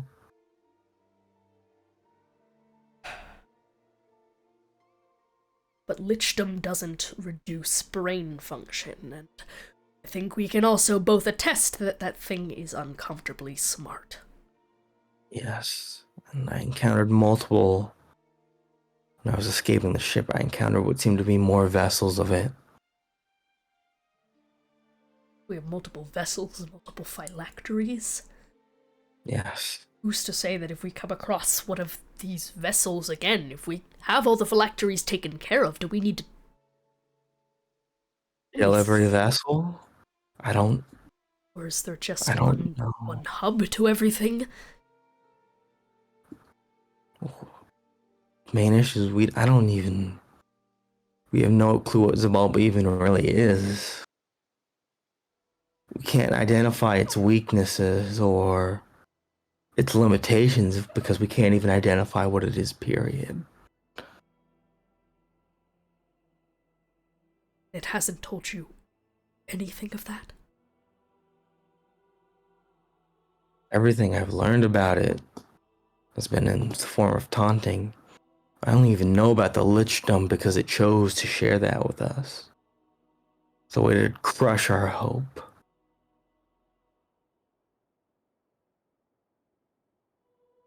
Unfortunately, succeeding in that particular avenue. Well, I can give the play-by-play that it's not humanoid. I've seen enough Fae to know it's not Fae either. Probably not Celestial. It doesn't have anything close to what Benny or you have. It only recently became undead. I think we can rule out a couple of other things from there. Ooze, construct, plant. Plant? Yeah. does seem to have a fixation on those. Do you know the reason why? Maybe it has something to do with the way it spreads, infects, I'm not sure. Might be closer to mycelium than plants. That might track. Technically infernal, and it's a daemon, but even that's a transformation. That's not how. It's not Presumably, that's not how it started, yes. But what else is there?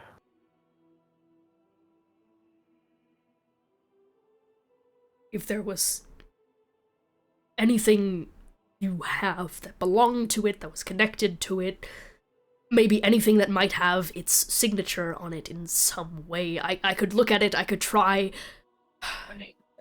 I pull out the vial with the button. I got some sort of weird energy from this. I couldn't identify it. And with the wish still affecting me, I couldn't use any specific spells. Elian kind of sits up, is gonna just kind of limply beckon you to at least hold it a little bit closer, and is just going to kind of take his glasses off. Honestly, I don't even think he can. This is like a hard maneuver to do. So he kind of just... I think if I see him attempting, I'll ask, do you mind? And like hold out a hand to help. Please. Yeah. Yeah, you take his glasses off for him. And he is just going to start looking into this button.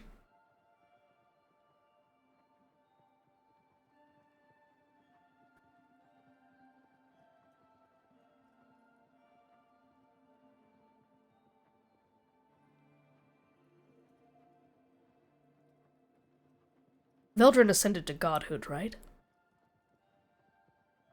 Yes, though I think his proper name is Vigor now.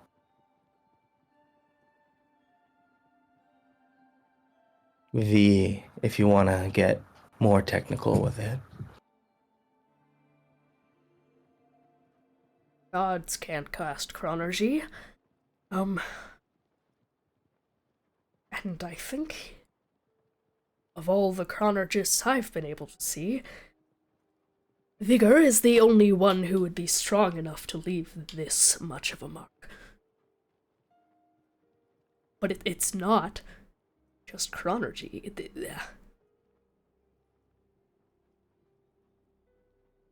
This isn't a school of magic. This isn't a type of creature. I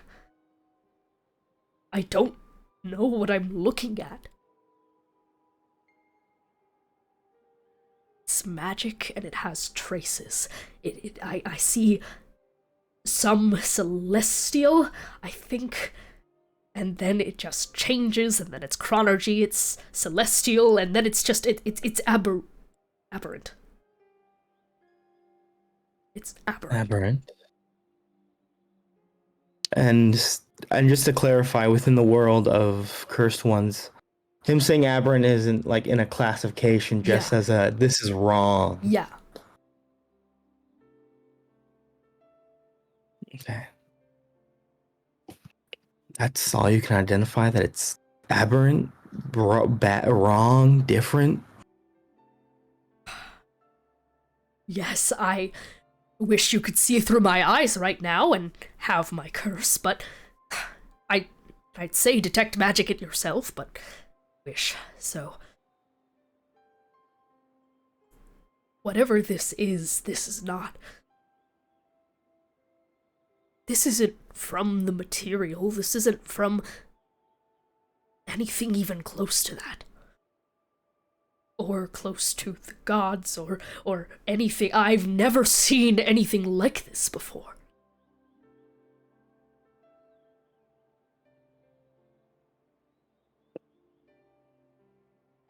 Mm. Glasses.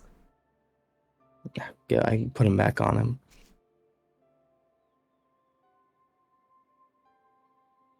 It's been so long since I've looked at it, but is legend lore in Roxanne's spellbook? I can't remember what spells are in there. I believe it is. Let me double check. I believe that's in here. Legend lore. think it was in group inventory, if I wasn't mistaken, the spell I think it might list. be under lore stuff. Lore stuff or group inventory. It's probably group inventory. If it's not, then I'm a fool. I'm a fool. Okay. Oh, I found it. It's in. Yep, It's in. I found it's it in too. lore stuff. So, I don't Let's see. 5th level. No. All right. see it. Yeah, I think Gideon flips through her spell book, hoping maybe there's something in here he can learn to maybe. I think I said in front of Elian too, just her spell book, and says I have some more spell learning materials. I was hoping maybe I could look. Maybe she might have something legend lore. I've cast it before, but only with a wish. I'm sorry, I can't cast. Yes. Did you know legend lore before you were? I did.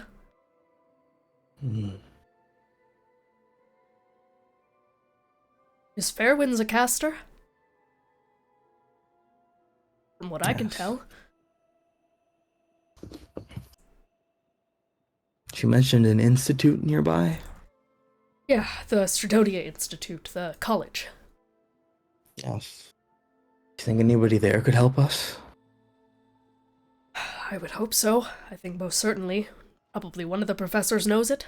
I mean, history professor, something of the like. Yes, it might be. Some of my colleagues know it, but they're off in Wolvenshire. Yes.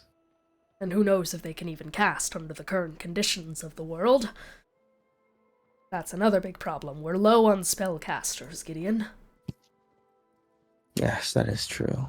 I can still cast though, so I could potentially maybe find someone. Copy from their spell book. Is there any other spells you think that might be helpful? Try to track down. I have a spell book. I am a wizard. You can take it from me. Wait, I thought Elian. Okay, just Elian's not a sorcerer. He's not a sorcerer. He's a wizard. Okay. He's a custom subclass. I don't know why I thought he was a sorcerer. He's an ice wizard. Yeah, ice wizard. Yeah. Yeah. Do you have your spell book with you now, or? Yeah, I do. Just kind of gestures towards where all of his stuff is, and there is indeed a spell book. I think I'll go look at that then. Yeah. You're able to flip through Elian's spellbook. You see a number of frantic little notes written in it, and Elian's precision little handwriting. He kind of gives a sad sigh as you flip through it, but eventually you can find legend lore in it. You're free to take what you want. I'm not exactly getting much use out of it anyways. Then again, I don't even know if I can perform somatic components anymore. Oh. I'll have to see how that goes going forward. And how long will this take me? I'm asking this out of character. I think an hour. Let me look at spell cast learning rules. For each level. Oh, it's for each level the spell takes 2 hours and costs 50 gold pieces. Damn. Which legend lore is 5th level, so that would be like a bunch of time. So yeah, it'd be 10 hours and then 250 gold pieces. Plus, you tattoo yourself for your spells as well, so... Yeah. And honestly, it might be better to just find someone then who can cast it. Well, you're still willing to hold on. You're still, I guess... You can hold on to it if you want to. You think you'd make use out of it? So, Well, I certainly would like to learn a lot of the spells in this book. I wouldn't want to deprive you of it, even in your current state. not really getting much use out of it. I trust your hand with the spells. Yeah. I'll try to bring it. I'll make sure to bring it back intact, since... Well, I assume it'll just be me going on this trip. I think so. Yes. Don't really have much else to offer you then. I'm glad you're safe. Yes, I'm glad you're safe too. Things are very unsure right now. So just knowing at least some people are safe is good enough. Yeah.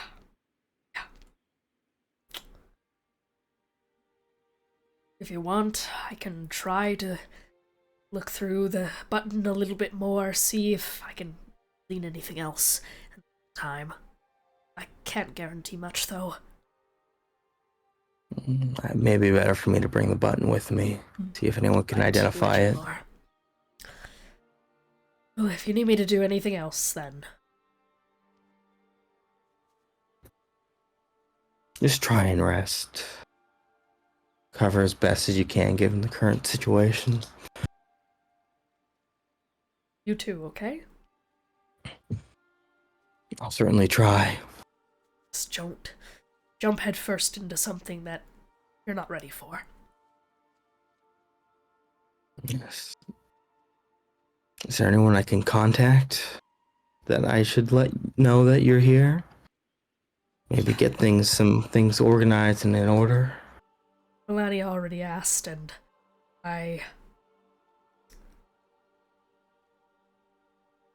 unfortunately, my partner's no longer around, and, the only other real person I have connection to outside of the party and some colleagues are, either dead or across the country. Siblings are not really doing too well. One of them's feeble-minded right now, so, Yes. I really only got them to send a letter out to just Elsie for now, see where she's at. Understood. Yes, I thought I might as well ask, seeing as it seems we're very low on allies right now. Yeah, but I'll be fine. We'll meet up with the party eventually and, get things underway, and I'll,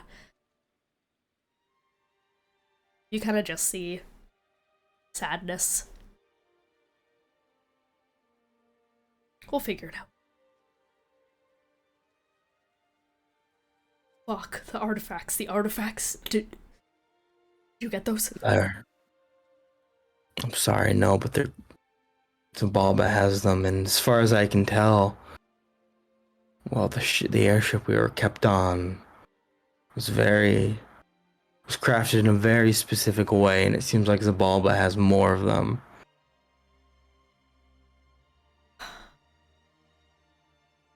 One thing at a time. Yes. Yes. The only artifact Xibalba wouldn't have right now is the sigil. That's with the party. I hate to say it, though. Yield the party, right? When you wish them away? Okay. Because if not, taking the sigil would be as easy as teleporting to where they are within seconds of reconstituting itself from its phylactery, and then... Has it reconstituted before? Has it? Sorry, I'm blanking right now. You don't think it has. You've never witnessed anything like that. You've never seen it die in any sort of way. Or take any damage. I've never seen it harmed, really. And just to clarify it, would Gideon know about that it takes a few days to reconstitute from a phylactery? I think you would. I think it's in the theory about liches. Yeah. Well, I know we're only in theoretical territory right now, but theoretically it will take some amount of time at least to reconstitute, and not immediately. I just worry about you in that regard. Yes. You're a phylactery. Yes. And not entirely sure if it'll reconstitute at one of its phylactery, being me or someone else, or another set point. It's hard to tell. even the fact that it has multiple phylacteries is outside the scope of current theory. It's unheard of to begin with, and it's even more unheard of the directions it's been pushed. I can read magic signatures if I feel its signature coming off of you. We'll go from there. Yes, that would most likely be the best option. Step at a time. One step at a time. Kinda looks down and sighs a little bit, just pulls the blanket back over himself. You know where to find me. Yes, I'll try to be back once I have any information or anything really. Yeah. Just gives you, he, like, takes his hand out from under the cover and goes, I'd be giving you a thumbs up right now. Yes. Suppose you would. I think, yeah, Gideon's gonna head downstairs to... Sorry, what was her name again? The doctor? Melania. Melania? I think he's gonna go downstairs to talk to her, Yep. try to get directions to the Institute. I heard you guys were talking up there for a little bit. Yes. All is well, I hope. She says that with the express look on her face that she has been eavesdropping and knows that it's not well. Yes. Yes, things could definitely be better. I'd like to make my way towards the Institute to look for some help. Probably a good idea. Institute is not too far off. You have protection against the weather? The elements? I currently do not know.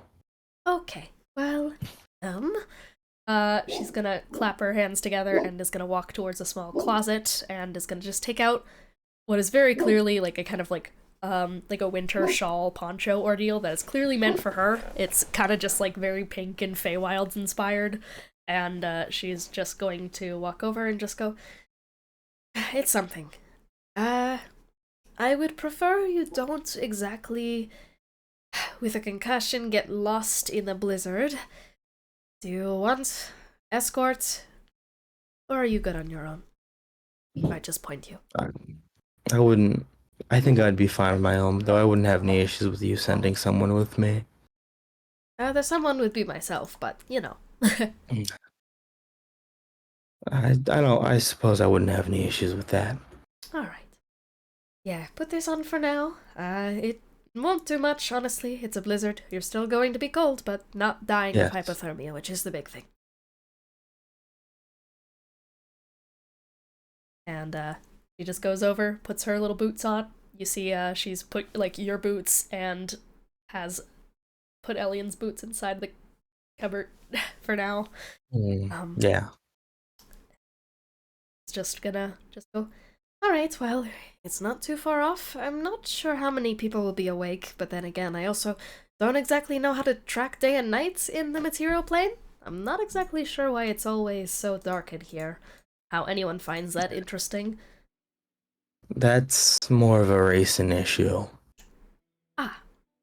Yeah, I was wondering.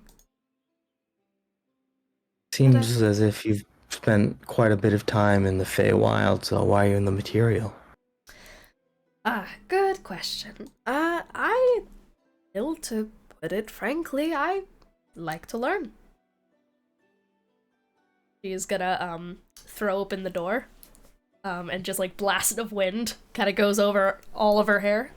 It's just gonna go, we'll walk and talk. Okay. Yeah, well, as you guys start to step out, she kind of raises her voice just slightly to go over the howling winds as she starts to head towards a small sled area. There's a couple of little deer and such that she's starting to harness up. I guess, some people call me by many different names. Some use the term hag, some use sorcerers, but for me, I just consider myself a witch. Though by origin, I suppose I'm a sorceress. I just kind of do things a little bit differently. I like to learn the origins of how spells are cast, and not just, you know, use the magic that's been randomly forced through my fingertips. I like to Yes. know the things a little bit more in depth. I guess more akin to how a wizard would learn things. I've been given a ton of power, so why not really dig into it?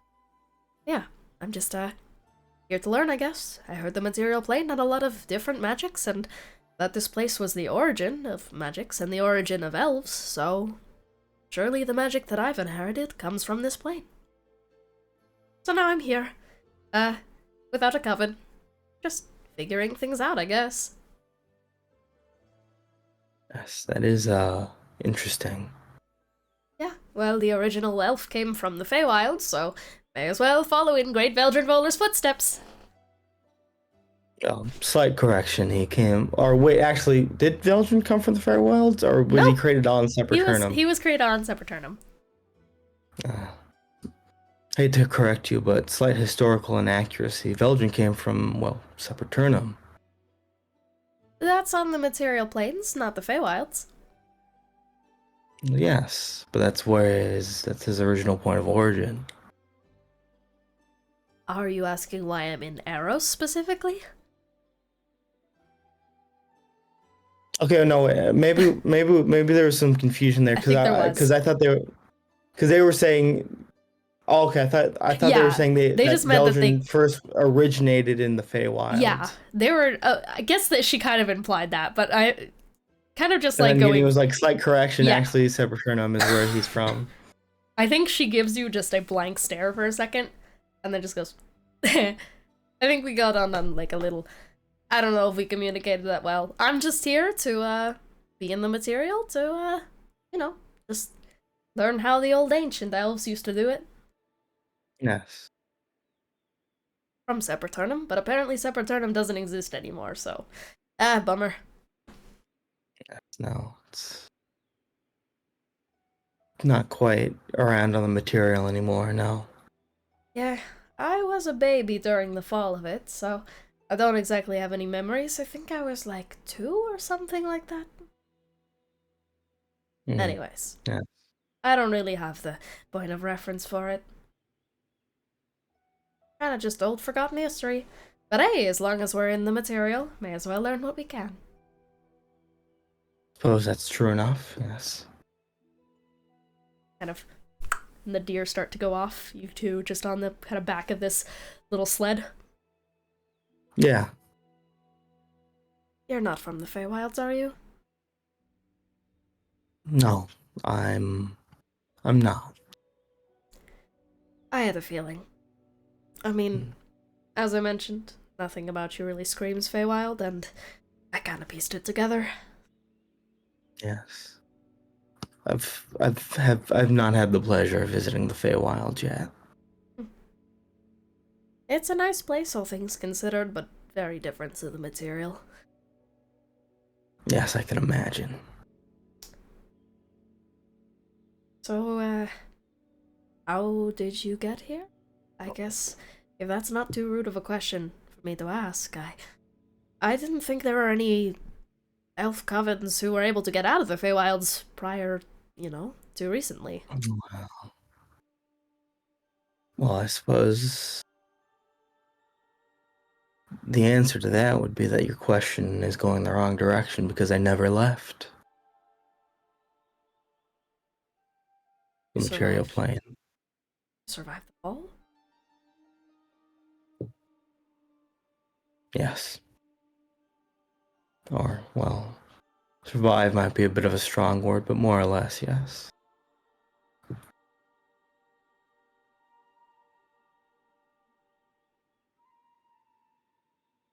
I always grew up on legends that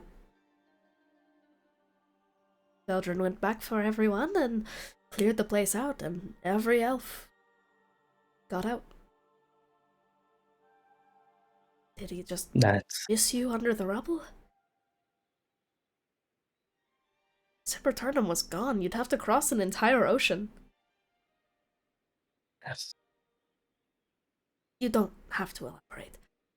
Yes, it's a very long tale, but suffice to say, he missed quite a few people during the fall.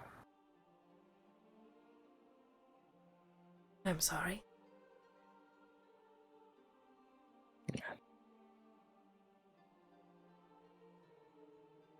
I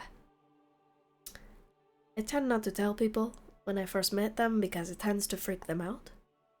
I ambiently read everyone's surface thoughts. So, just kind of reaches a hand out and pats you on the shoulder a couple times. Yeah. Just nods. sorry. I kind of can't help myself sometimes, prompting some things to the surface. I guess I learned it from the Fae. Interesting. Kind of squints a little bit. You said other elves. You know other elves that survived? Live the fall? Only Lily, right? Yeah, I just only want Lily. to clarify. Yes. Only one. She was extruded through different methods than I was. Since she spent most of her time on the material plane as well. Lily Lenovo. Or Lome is what you say in your brain. Yes.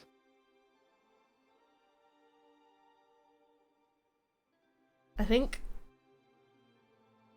just because she would be able to extrude this, what are your surface thoughts just about Lily in general? I think he's definitely contemplating about what Elian said. You know, where he saw Lily attack Malenko. Sure, probably wondering why she did that. Because it's, complete, like, that's something completely out of character for her. Yeah. Things are very complicated for you. Yes. Well, I hope that they get a bit less complicated.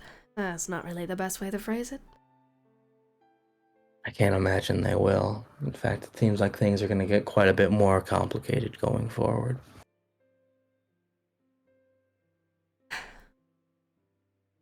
She kind of, like, once again, almost mirrors anything that you start to, your brain, like, leans off to, you actively see her reacting to it.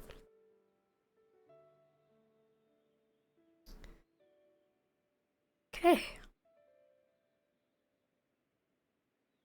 Are you okay? Physically, I'd say no. She gives you, like, this look of, you know what I mean. And there's other issues that I need to deal with as well.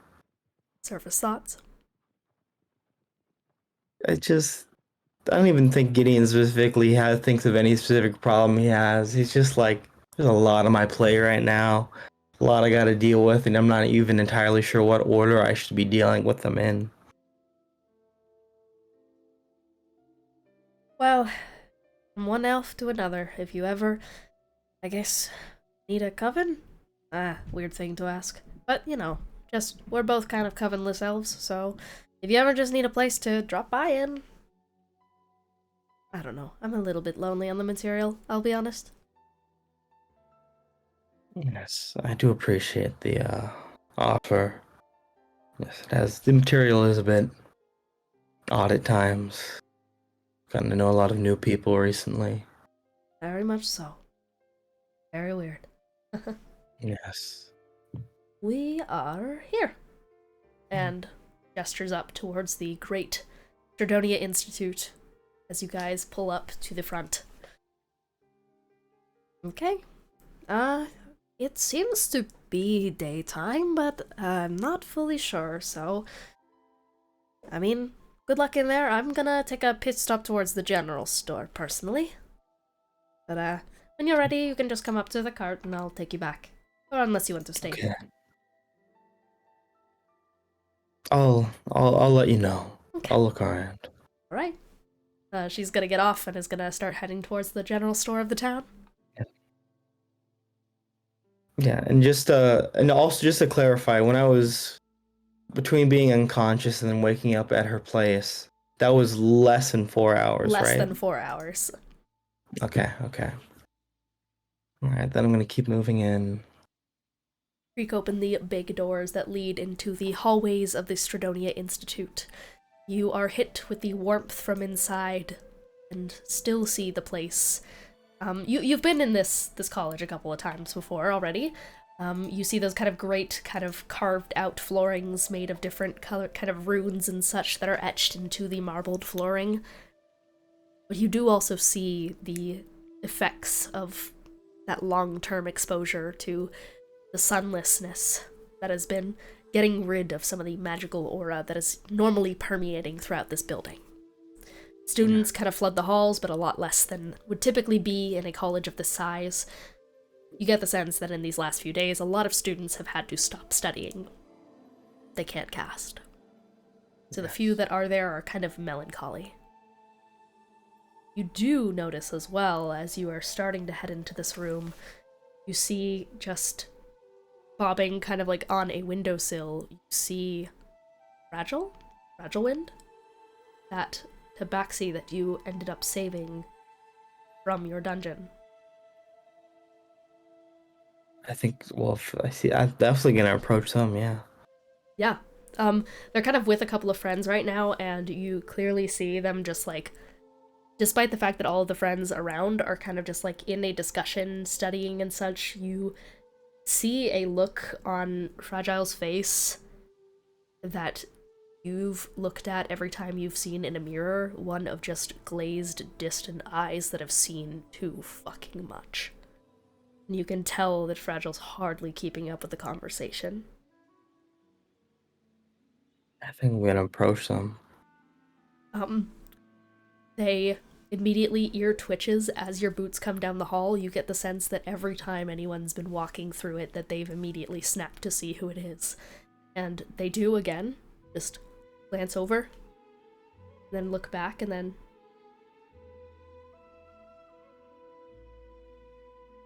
I'm gonna be a second. And they friends kind of look over, just, okay, take it easy, okay? Pat him on the shoulder, and he's gonna just take that kind of like satchel and is gonna slowly pat over.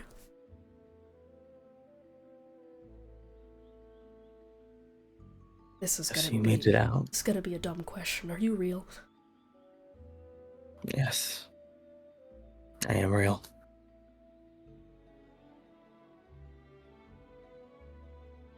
Oh, so that was real? I'm afraid so. So did you find... get Danny out? Or... I'm sorry, but Danny didn't make it out. It was only you.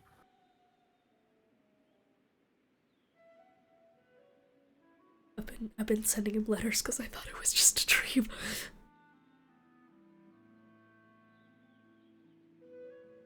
Sorry to say that, it wasn't. How long have you been back? Time has been odd for me. I woke up like, I think just like 5 hours ago, I think. And then I just went to classes because it was class time. I just thought I had a bad dream, and I was wondering why I felt so real, but you know, dreams can just feel real sometimes, I guess. And I was seeing that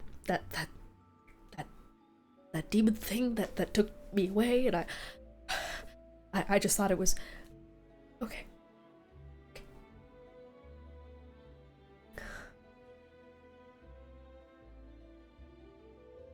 This is like this is not a curse fucking with me.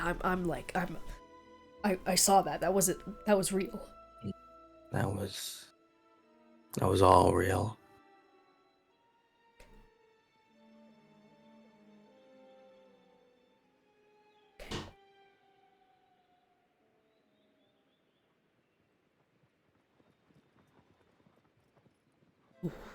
Well, you summoned that guy that got me out, so thank you. I'm just glad you were able to return here safely. Yeah. A lot of things have been unsure up to this moment. Yeah. Tell me about it. Yes. Look, I hate to ask more of you after everything you've been through, but I'm looking for someone here who can cast legend lore. Proficient wizard or sorcerer or someone knowledgeable. Yeah, you saved me. I at least I could do is repay the favor in some way. I think Professor... no, he should be in his office, so we could just... One of my professors, my history one, he should know it, I think. What's his name? Don't look at me. Hang on. I've never made up an NPC in my life. 10, 9, 8, 7, 6, 5. No. Professor Malveus.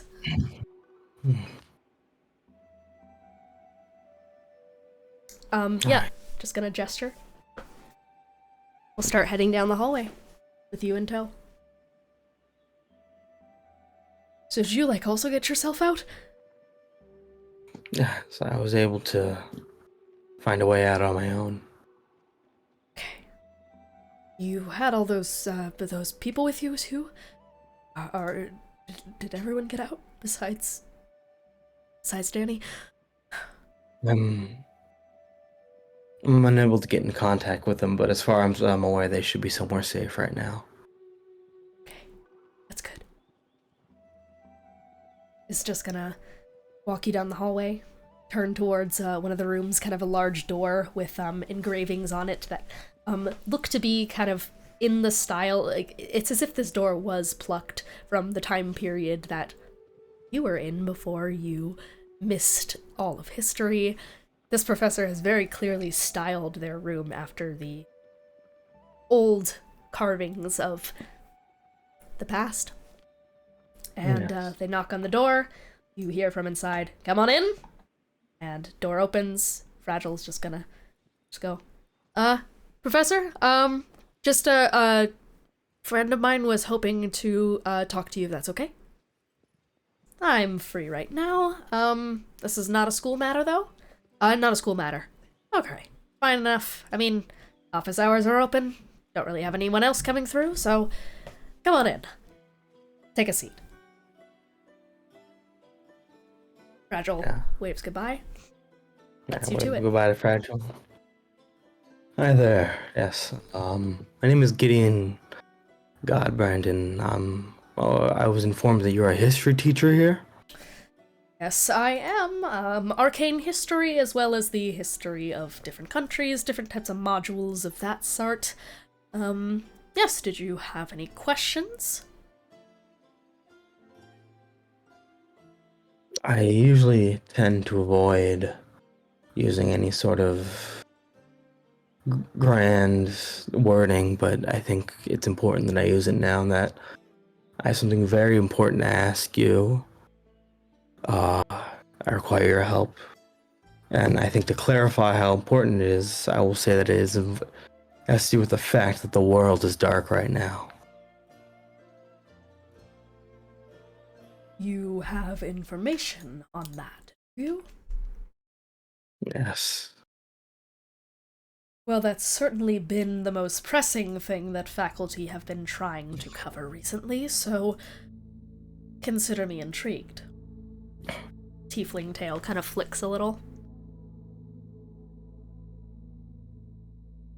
Yes. From what I've gathered, the fact that the world is dark right now is a bit of a boon. As far as I can tell, it seems that there's some sort of magic affecting many people that is triggered by sunlight. So the fact that the sun hasn't come out yet is in our favor. The reason I bring all this up is to say there's something very deeply wrong with the world right now. And I'm moving to try to... Me and my allies have been moving to try to solve it for quite a while now. And I've reached a juncture where I'm utterly bereft of information. So I needed to find someone who could cast legend lore on something that could be revelatory. Magic is a commodity that we are running short on as a society in the current times. They are troubling, as you so put it. Something is very clearly wrong with the world. I think they're gonna roll insight on you to gauge your intention. Do you want to roll persuasion, just in general, to... I mean, sure, but I mean, I'm pretty bad at deception anyway, so I mean, I might as well. Yeah. Yeah. I mean, this is a professor. They're probably gonna have relatively good wisdom, especially about history. This is not great. I got a 12 persuasion. I mean, Gideon's earnest about what he wants. He's not hiding anything. Yeah, no. You see these kind of like, these purple eyes just like scan you over from this tiefling man as he kind of just like strokes a beard and is just gonna go. Troubling times indeed. You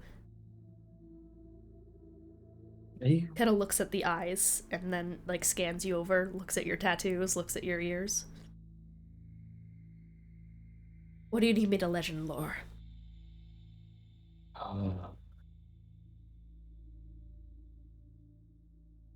Before I pull it out, are you familiar with some... What's Elian's last name? Ellie Endeavor. Ellie Endeavor. Of course I am. Brilliant scientist, great mind. Wrote All You Need to Know About Curses, units 1001 to 5001, so Yes. of course I do. I had a discussion with him recently, and in his current state, he's unable to cast. But his curse did give him some insight into this, into what I'm about to show you. This And all he allows could him refer to it... to see magical signatures, right? Yes, and Okay. all he could refer to it as some chronomancy, but more importantly, all he could really refer to it as is aberrant, as odd. So I'm clarifying this to say that I'm not entirely sure what you're gonna learn from this. In fact, it may be something entirely new. Consider In a my way interest that... piqued. Yes. Though admittedly, You- I am hesitant. For the only reason that... Before I get into things, I do just need to ask, this is a concern that's been coming up. You are aware that a number of historians and researchers have been getting murdered.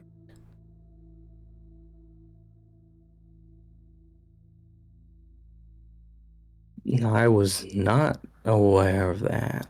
Specifically when researching into natures of the Curse War, people involved, many different things related to history. Specifically, once again, historians have been a prime target. Recently, one by the name of Weber Williamson was slaughtered when working on a project with Ellie Endeavor, if I wasn't mistaken.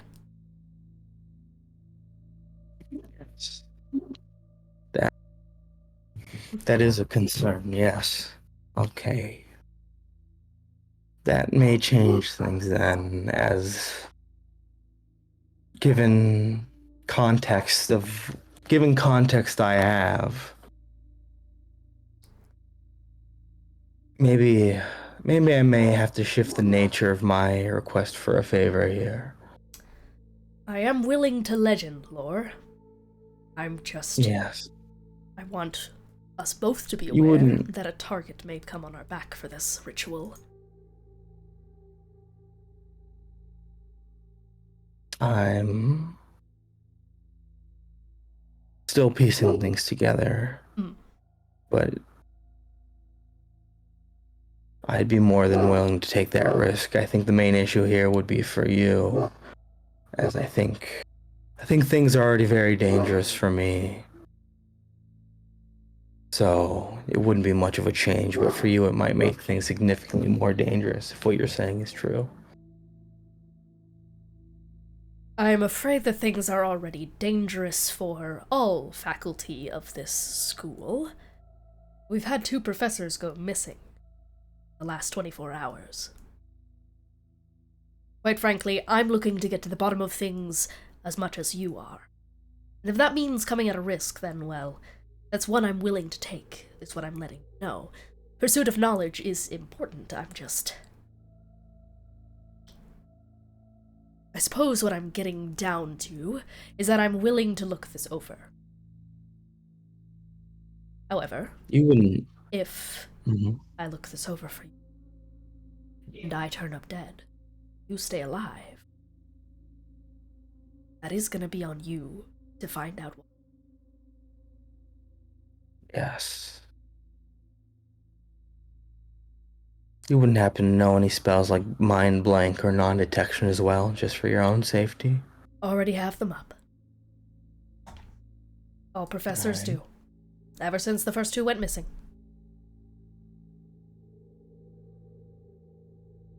Well, if that's the case, then...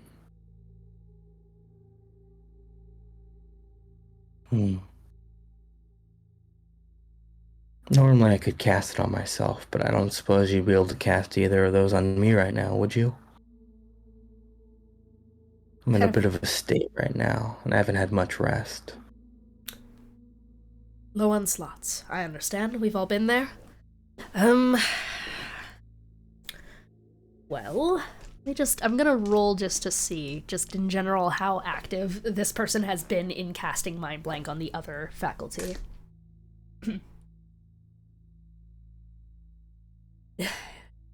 Unfortunately, with the state that I'm in, it would require me upcasting to around 9th, which is not precisely something I'm looking forward to. Understand. That is if you also want me to do legend. No, never mind. I have the slots for 5th level. Okay, then. I'm sorry. 9th level spell slots right now. The very few people in the world have them, so it's up to those of us who do to keep them for when we need it. Yes. I don't suppose it would be particularly persuasive if I were to tell you that I am able to cast a 9th level.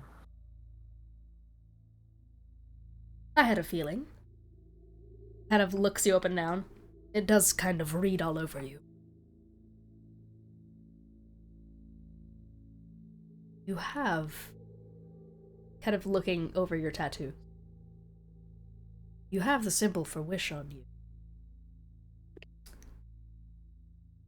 Don't want to cast right now, despite the fact that you have wish and could replicate the spell. Yes. Wince at you. You lost it. Yes, that is entirely the case, yes. You come to me with some sort of artifact that will give me grave information. After having spent a wish yourself, full power wish, that gave you the chance to roll on Spontaneum's dice to see if you could keep the spell. I'm not exactly sure who you are, but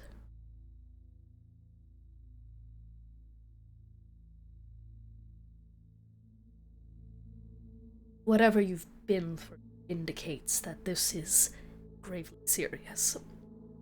Yes. It's gonna sigh a little bit.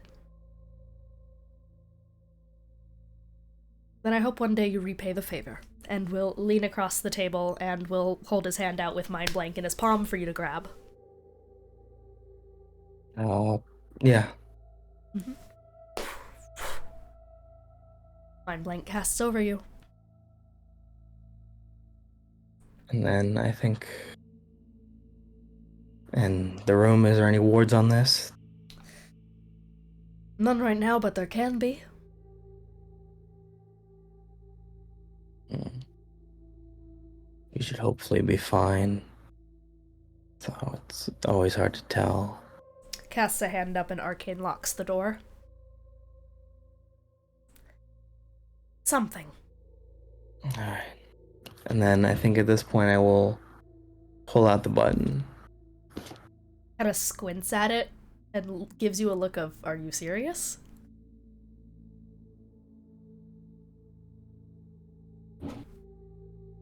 All right. Think of it. Yeah. I think Gideon says, well, I suppose it seems an odd item, but well, what's the point of these things is that it's hard to judge a book by its cover. That is true. Learned some of the world's greatest mysteries through tiny little papers left at the scene. We'll take it in his hand. He's just going to, excuse me, for 10 minutes. And we'll head off to kind of like we'll basically take his chair and push it to the other side of the room where there's a small focusing desk where he's going to take a kind of light spell and shine it onto the thing and is going to start concentrating on legend lore. He kind of leaves you to the rest of the room. I'm assuming you just wait out the 10 minutes. Yeah, I mean, I'll look around, see if just see what's around the room. Not too much. Obviously a fair number of books in bookshelves, historical records and such, though a fair number of them have seemingly been either checked out of the room or taken from the room. The shelf has been stripped pretty damn bare. You also see a number of books that are tagged with a small tag that says Vatrix Atlas and Archive, and they appear to have been borrowed. So he has a number of records, like books and such. You do actually see on the bookshelf Curses, Everything You Need to Know, 1005 to 5005, all written by Ellie Endeavor, lined up massive tomes in a row. And then just like generally research papers, a desk full of like ungraded papers and such from students. Not too much else besides that, though there is a small globe of ethos. If you were to spin it around, you'd see Sepulturnum. It's not on it. Yeah.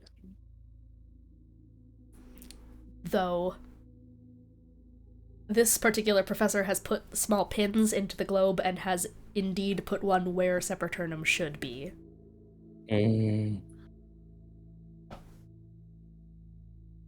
That's about all you see in the room.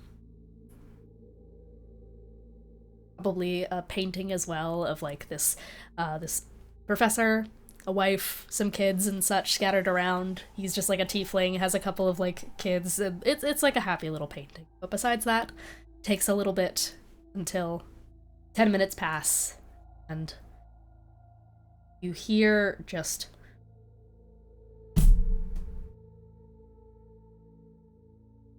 as he falls unconscious against his desk. Yeah. Fully passes out. Fully passes out. Can I try to wake him up? Yep, you immediately get up off the chair and just go to the other side of the room and just start shaking, I'm assuming? Yeah. Shake him a little bit. Completely. I take the button back beforehand, though, just in case. You grab the button in your bare hand? No, mage hand vial stuff. Mage hand, plop it back in the vial, just start shaking him. He's unresponsive. That's not good.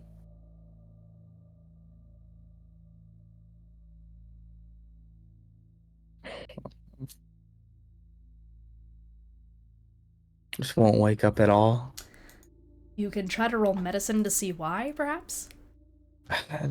I'm not trained in that, but I mean, fuck it. I'll try. Look for a pulse. Alright, let's see. 15. You are shaking, and eventually, like, once you finish shaking him and such, you end up just, like, tilting his head up to kind of, like, get a look at his face and everything. Hand goes to the neck, you're trying to find a pulse on him. Heart's beating. He's alive. He didn't just die on the spot, and as you turn to look at his eyes, you see that he is stunned. Just fully under stun.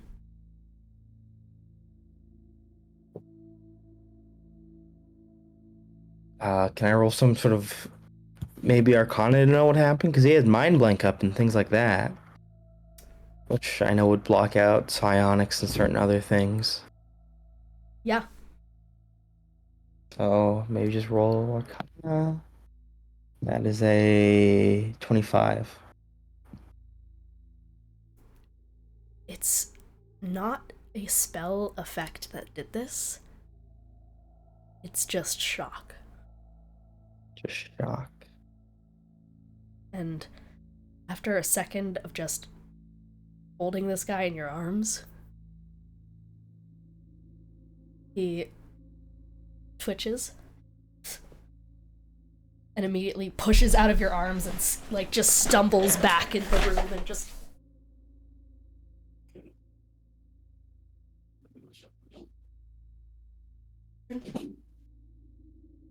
Don't. Please don't. Just muttering that to himself in just this higher register he wasn't talking in before. You alright? Or can you pull yourself together? With eyes that look right past you and just at the wall at, honestly, nothing. Just, wait, No, Veldrin, it's grabbing me, it's grabbing me, please! He just falls onto the ground. And, I don't know if this will work, but this thing's not looking great right now, so I think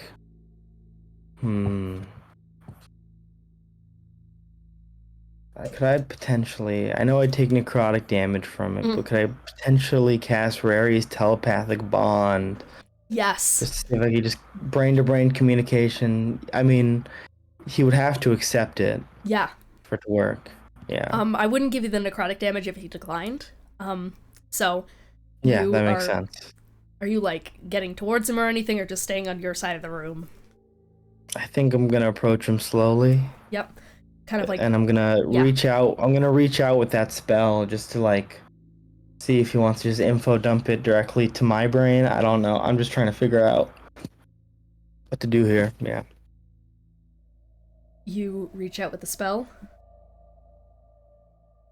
Feel a connection. Yeah. Click in your head.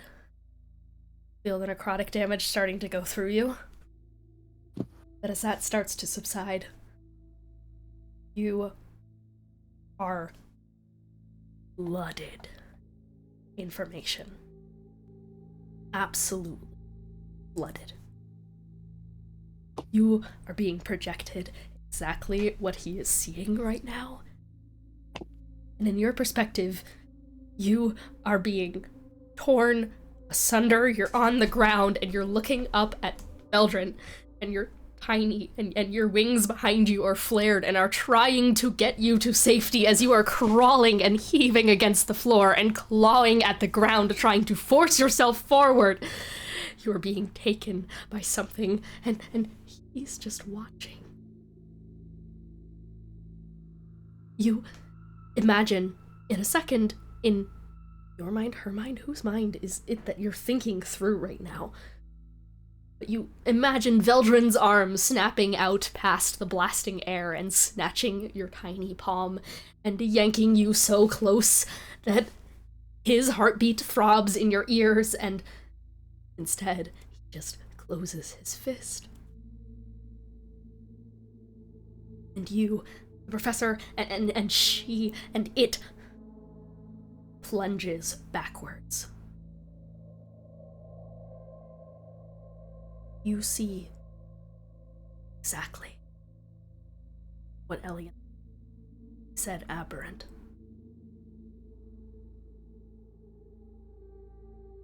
As you, Alice, Gideon, peer into the far realm,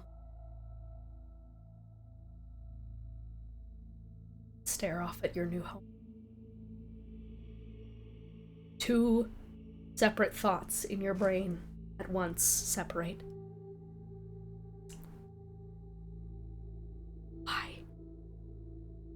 Why didn't he try to save me? Why didn't he try to grab me? Why didn't he pull me out? Why did he let me in?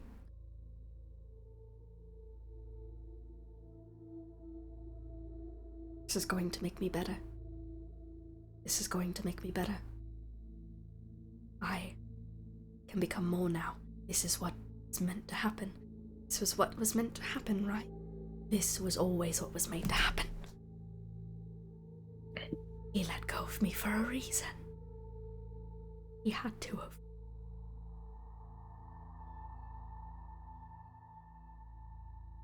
A deer plushie is cradled in your arms. And you're just raking through its face until eventually your finger goes down and slips underneath the button of one of its eyes, yanks it off.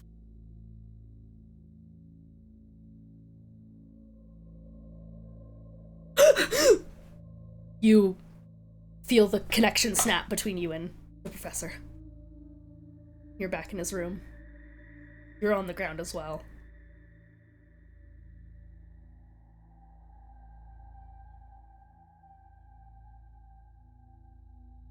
What was that?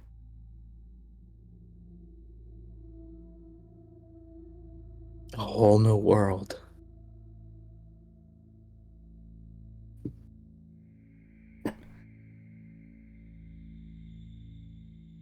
Kind of collects himself.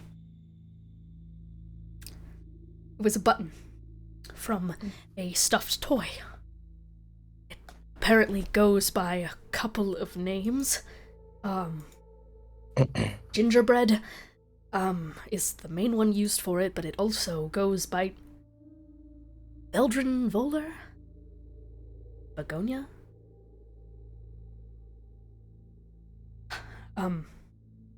It was,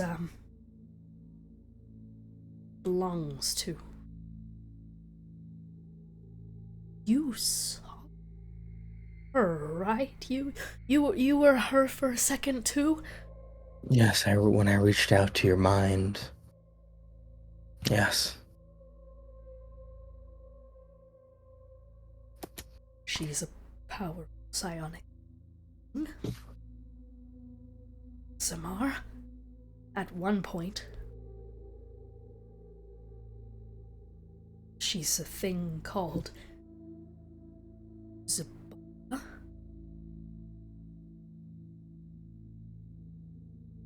An aberration.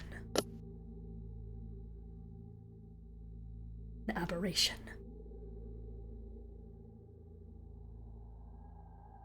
Mind flare. Mind flare.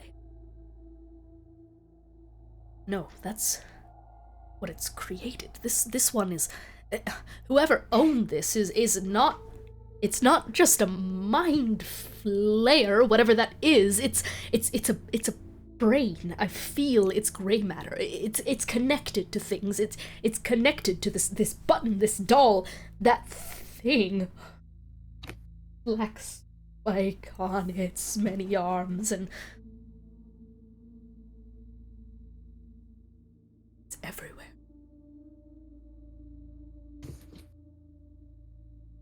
It's an infection.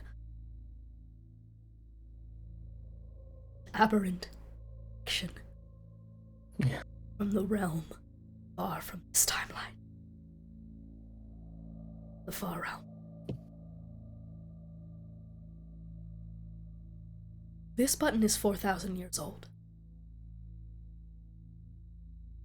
The world is only 1,000 years old.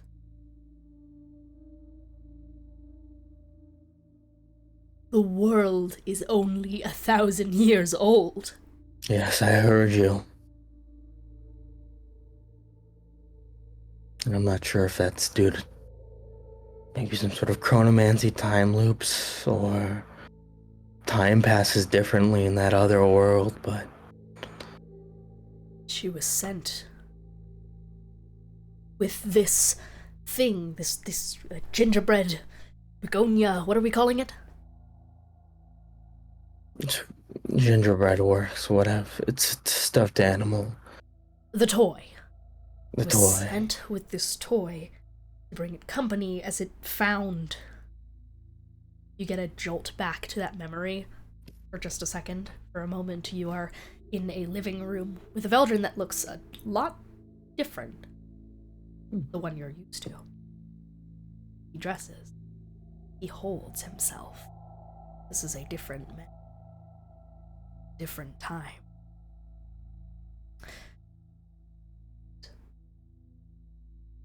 Just feels, puts hands on your shoulders. Don't want to ask you to do this, but there's information that I need in there. Whatever that other version of me said, he didn't tell me everything, so what you're gonna do is you're gonna be sent inside there. You're going to find me. You're gonna look for me. A version of me. It might not be me. I might not remember you, but you're gonna look for me. And you're gonna take him out. And you're gonna be home with me again, okay? You'll be in and out in a blink of an eye. I promise, okay? Leans forward, plants a kiss on your forehead. You're in the room.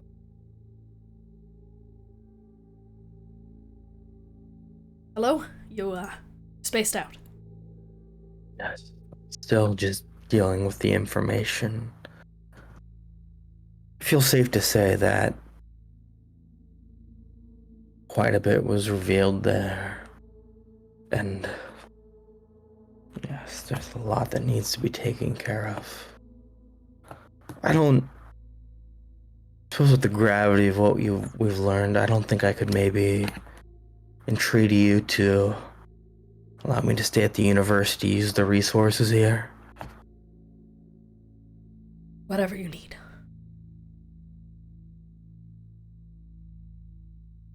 Rooms or anything, just say the word. I'm gonna reinforce the wards on the building. And I think you may want to... You may have to start playing. You may have to be a bit more selfish with your spell slot usage from now on. Trust me. Seeing as currently only you and I have this information. Gonna kind of wring his hands together a little bit.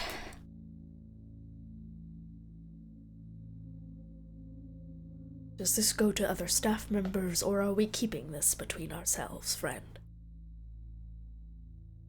I remember when you mentioned this... a string of history teacher deaths.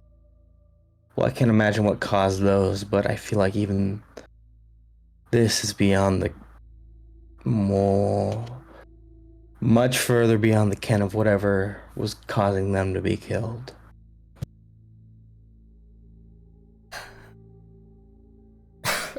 Assuming it's the same actors carrying it out.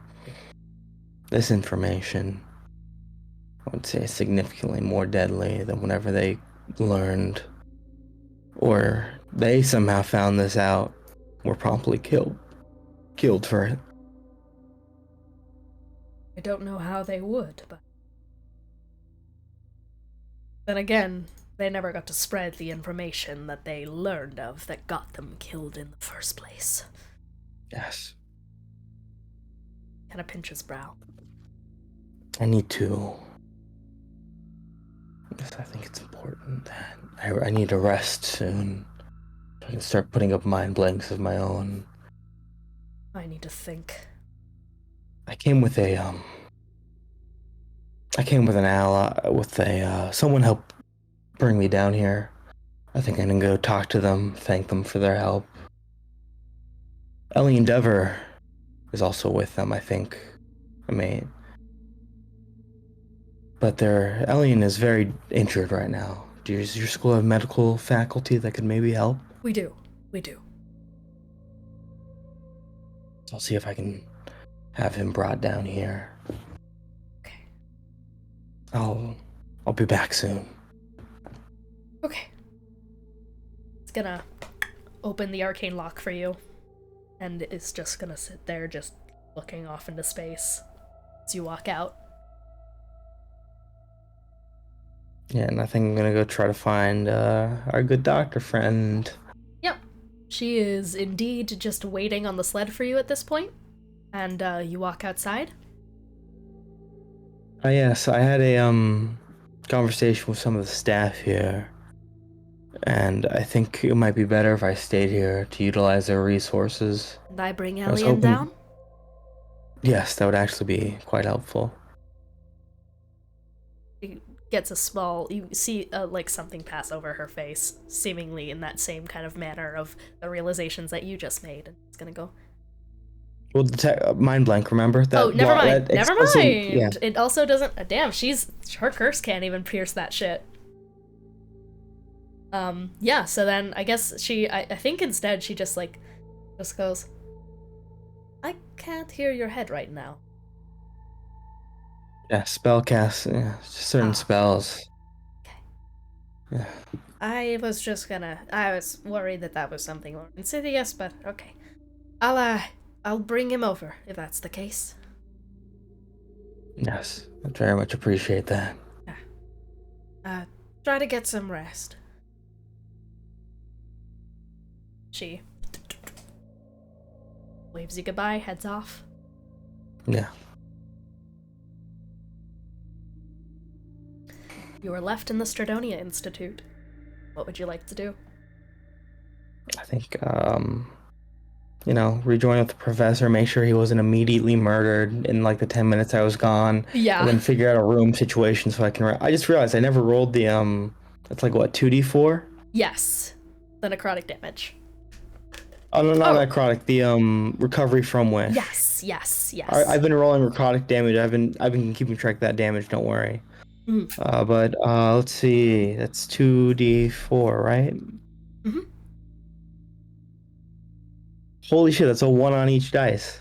Ooh, okay. That's only 2 days of recovery. 2 then? days of Or- recovery. Gideon, the fucking master of How does that recovering work? for horrible ass illnesses and injuries and poisons. Are you gonna blow me up if I look up wish right now just to remember Go how for it it. works? I'm not gonna blow you up.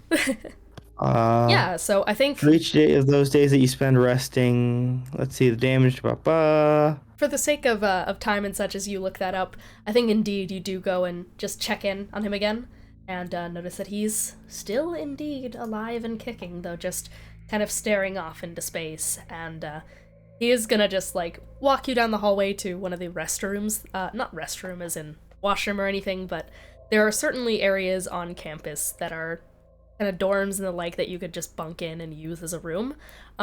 Last time you guys rested in this place was the Chronergy Lounge, so I think he would bring you back to that. Okay, let's see. Stress the fact that from during that stress, each time you cast a spell until you finish wrong rest, take necrotic damage. 1d10 can't be reduced. Strength drops to 3 for 2d4 days. For each of those days that you spend resting and doing nothing more than light activity, your remaining recovery time decreases by 2 days. Oh, so as long as I spend like just a day, like a solid 8 day, hours. just not doing, 8 hours not doing anything, I should be able to recover. Okay, that's Yeah. good. Yeah, you've been given a room in the Stradonia Institute. Basically, for now, you pretty much have downtime to do what you want. Yeah.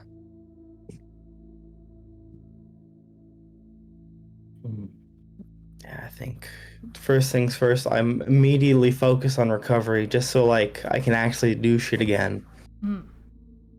So you're gonna take the probably 8 hours, like once you're given the room Yeah. and feel safe enough and are, I think honestly the professor will put some wards up in the room just to make sure you feel comfortable, arcane lock the doors and the like. We'll wish you off to night. You're just gonna take probably 8 hours just to basically long rest and recover. I mean, technically double long rest because trancing. Yeah. Yeah. Well, So yeah, it all easy. comes down to 8 hours at the end of the day, so... Yeah, 8 Yeah. hours. Yeah. Yeah, you just sit down, you're given one of those beds and such, and are just gonna sit down on it and start focusing on recovery. Yeah. All right. And then, I mean, yeah, just 8 hours. Just recover. Just unless Rest. anything else comes up. No, but I think at around hour 5 or so, Mm-hmm. I thought we had something that we were going to discuss at some point, Gideon. The whole reason that I haven't been taking advantage of your weakness right now? Yes. Well, to even begin to broach that topic again, I'd have to get myself into some sort of working semblance of working state. Are you trying to stall me? You don't have the Elder Chain over your face anymore, Gideon. Yes, and if I were to cast a spell right now, I'd only be hastening my own near death. And if you let me out, I guarantee I could survive any of those drawbacks that might befall you, give you time to rest as we get shit done.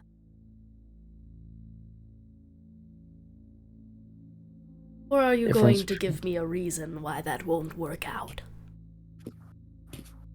The reason that won't work out is simple. I've learned quite a bit of new information, and we just need to do more research. We need to pivot. A lot of old plans aren't gonna work now.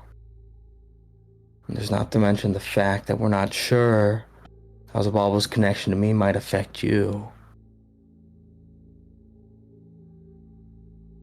It's all planning. No action. Never any action. I am a god, Gideon. Plain and simple.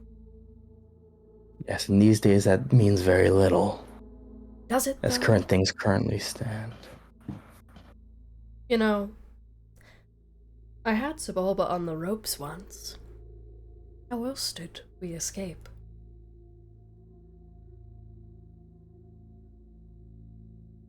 Well, there's always a strong possibility he simply let us. Right. A lich versus a god. Not just a god, an ancient colossi. Gideon, I created Xibalba. You know it's an Aasimar, right? Yes, but the connection to its Aasimar heritage, I'd say, is fairly frayed at the moment. Fairly frayed at the moment. Then what is that in your back?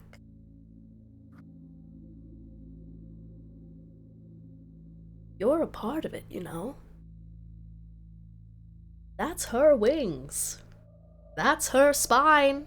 Have you not put this together yet? So I've already put that together, but leveraging that is not as easy as you seem to think it is. You know, Truth of the matter is that godhood, you should be well aware at this point that godhood comes with its restrictions as well as its strengths. strengths. It does come with many, doesn't it? Too bad. It made you forget one of them. Which is? I've tried to tell you. Every time I have, you've blanked out and gone blithering mad on the floor.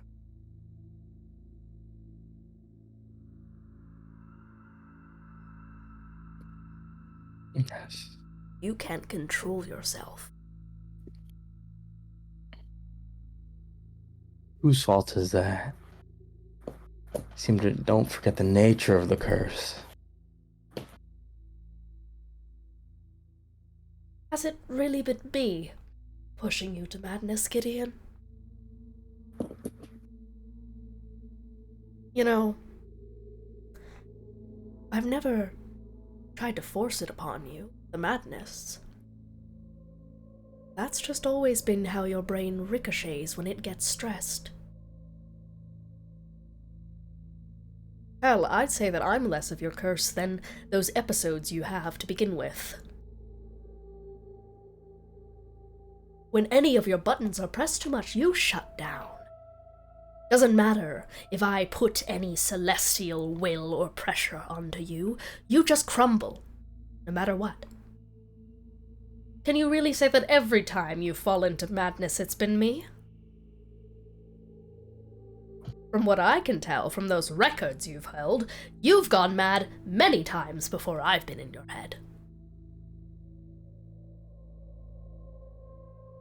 Elves can't even sleep. Why do you have nightmares? Or are you just going to blame that all on me?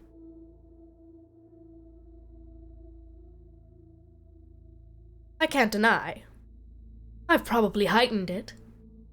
Someone has to keep you on your toes and make you actually fucking work.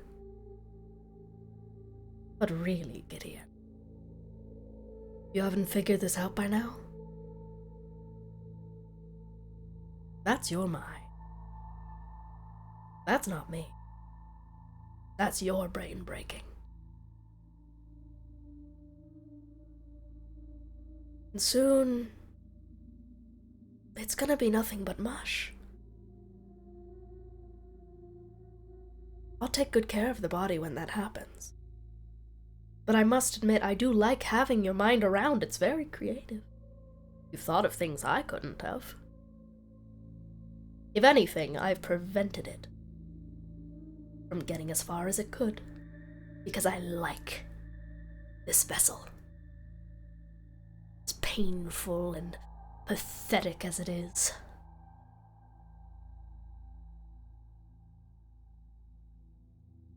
Yes. Well, if that's the case, then leave me to rest so I can actually try to be creative. Come up with a solution to everything coming down around us. The world falls apart. I'll leave you to it.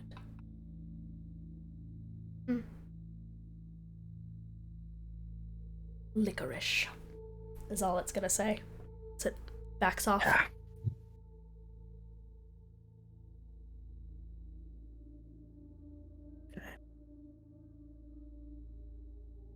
All right.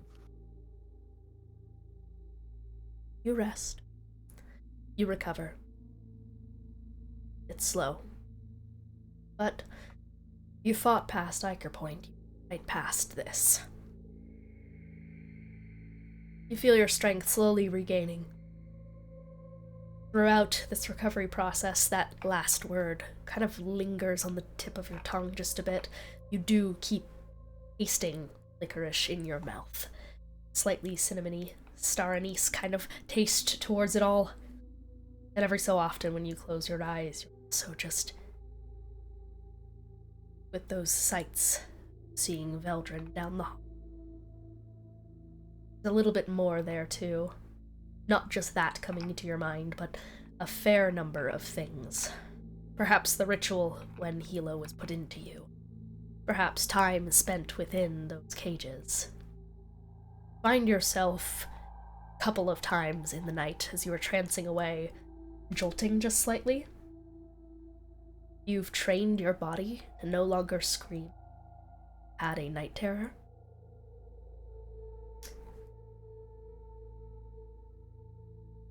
You almost feel Hilo's laugh the couple times that happens.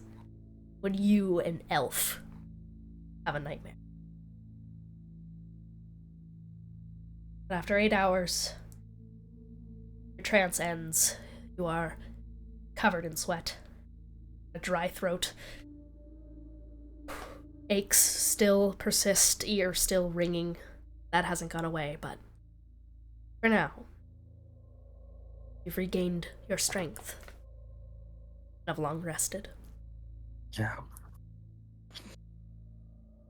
I think there's a lot I could do and start moving on, but I think, yeah, especially after what Hilo said, especially about my memory, I think I need to.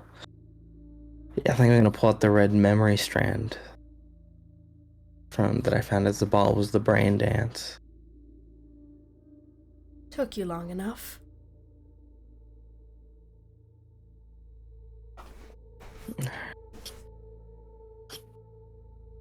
Mind blank should still be up, so any outer influence shouldn't affect me, but that's not the main issue here, so... Yeah, I think at this point, I think I just gotta go for it. You get the sense that someone is watching. Hilo is just sitting pretty close to the forefront of your mind right now. As you uncap the bottle. It's like a kind of strand of paper. You can take it out. The method to regain it is consumption.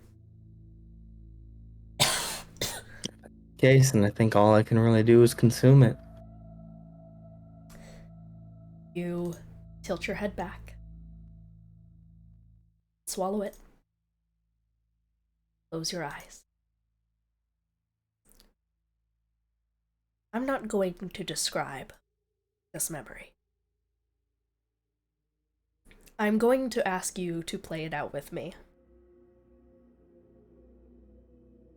At this time, Gideon, you are 50 years old. It's been a week since Xibalba put that thing inside of you. The thing that calls itself Hilo. It hasn't gotten quiet once. The fever hasn't gone away, and all you feel like you can do anymore is sweat, throw up, lay down, witness God. Your legs have been so swollen that you can't walk. The spine doesn't fit right. No amount of witch hazel has removed that sensation. Xibalba has let you rest on its bed for once. Your mouth tastes like licorice, as if you've just been given something. It sits on a small stool next to you, and has its hand next to you in the covers. As you hear inside your brain that voice that is not shut up for a second. You can't even walk your pathetic little legs. Can't even reach the other side of your cell. It had to carry you. Why are you so adamant in fighting me off? You're inevitably going to crumble under this weight. I suggest you end this pointless suffering now, for your own sake.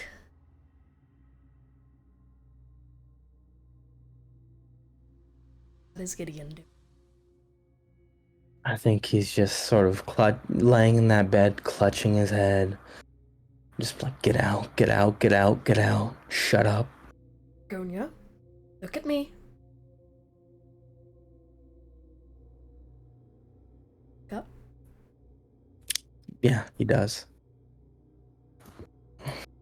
Supposed to be controlling yourself.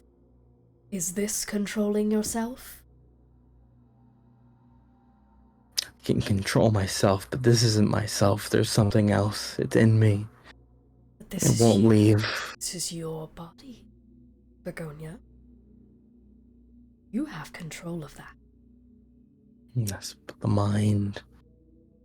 It's worming its way deeper into my mind. It's in your mind. You need to fight it out.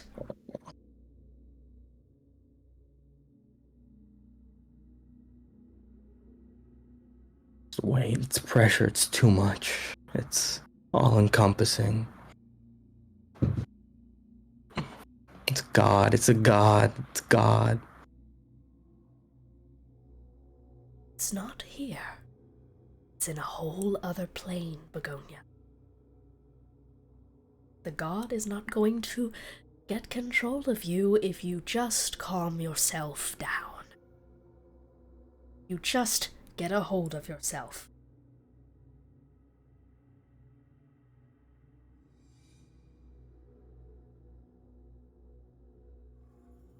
I guess Gideon makes his best attempt at steadying himself then, about trying to still his thought, take control of his own brain.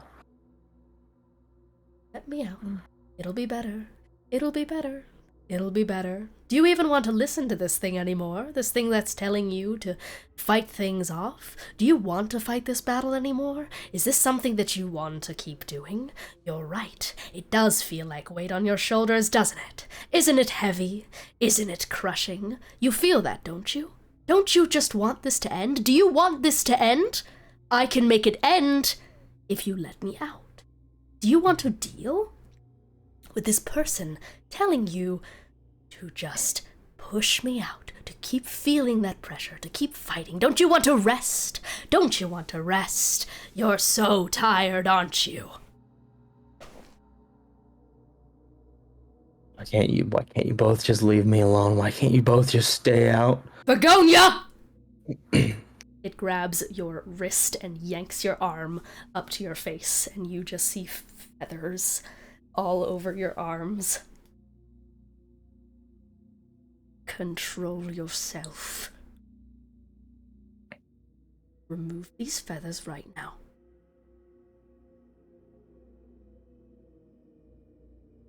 Don't make me repeat myself.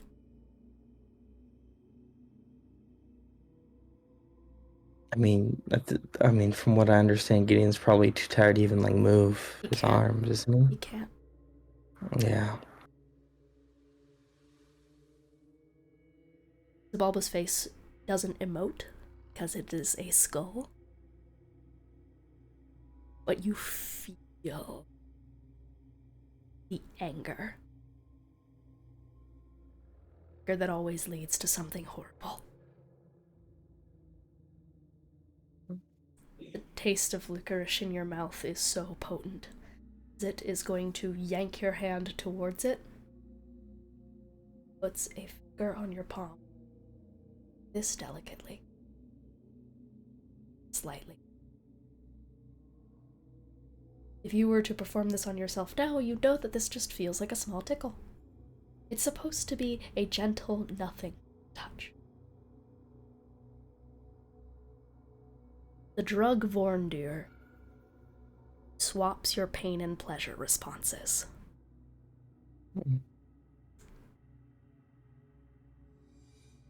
This is a torture mechanism.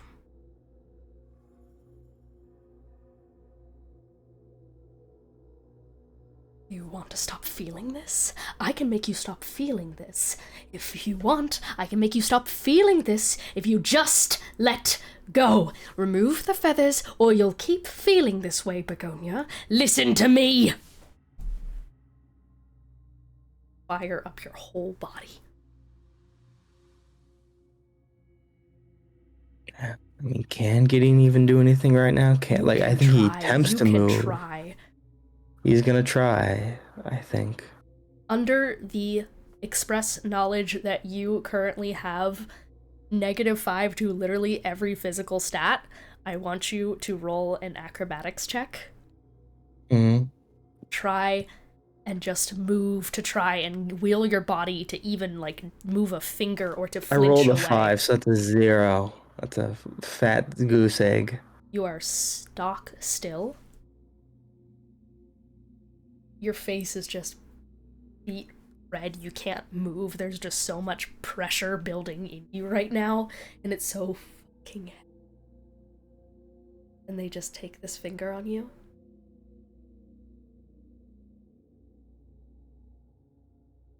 Look at me. Take it. Start to. Your arm. Feels like it is unzipping your body. I can end your suffering. You just let me out right now. I can end your suffering. Just say yes. remove the feathers.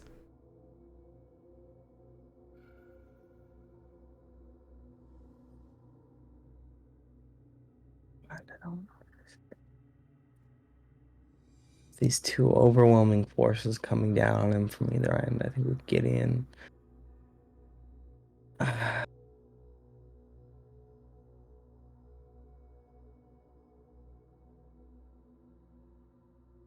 mean, God, yeah, I think at this point, the helo release would be much more achievable for Gideon than actually removing the feathers, right? Like, significant, yeah. You can do nothing against it, but I am a god. I can help you.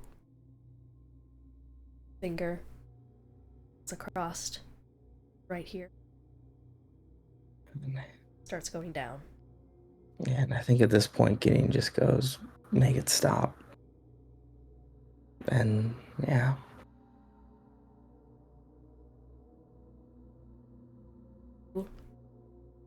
Try to hold it back at all, or do you just release it?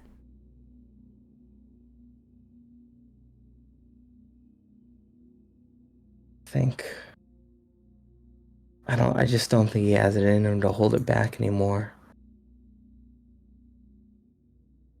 Full release.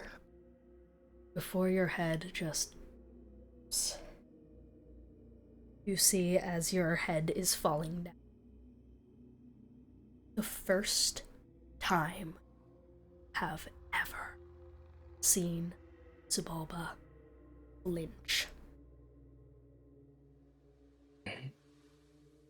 It flinches at you.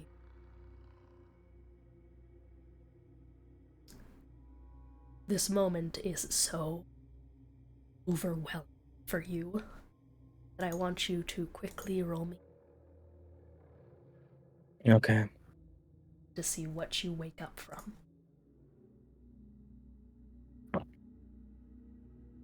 That's a 50. 50? You... So this is long-term madness. So I want you to roll a percentile dice because this is... Wait, no. I'm looking at the thing. You are attached to a lucky charm, person, object, etc. So, I think right now that person, horrifically enough, because it's the only thing that's in the room, despite the fact that you are attacking it, that is Xibalba.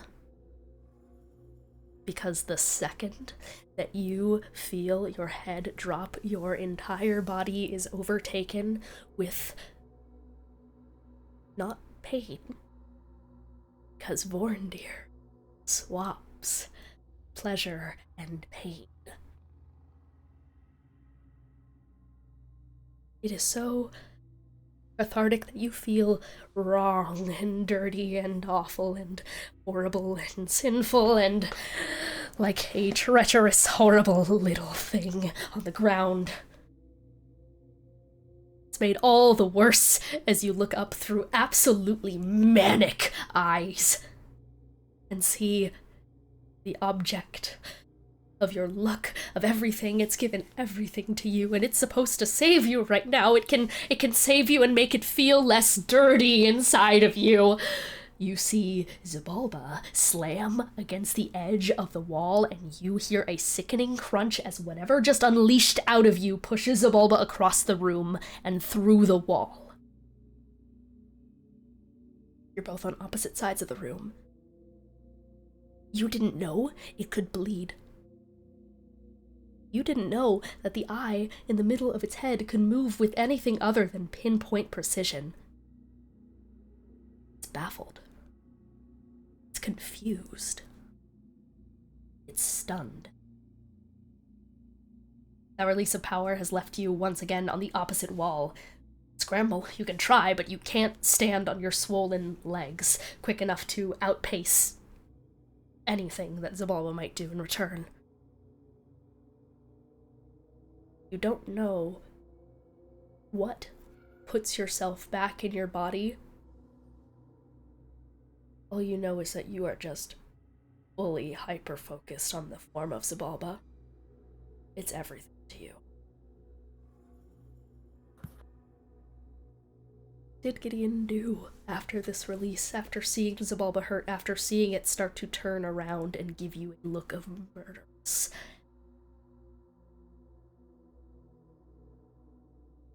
I mean, with this specific madness effect, I think it's very, very similar to probably NC. We're just like begging for forgiveness. I'm so sorry. I didn't mean to hurt you.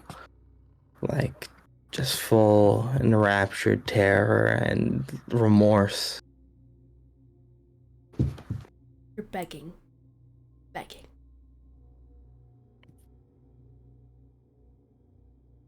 Want to give us what that sounds like? I mean, I do, but I just don't know if I have it in me right now, like physically, That's like fair. literally. Yeah, no, you have a sore throat. All good. It turns towards you. You miserable thing.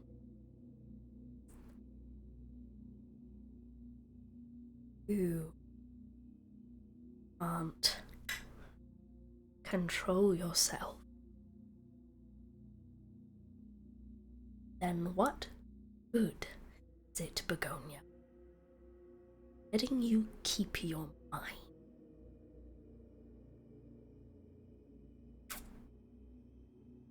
See feeble mind starting to well up as it starts to cross the room towards you. I told you what to do.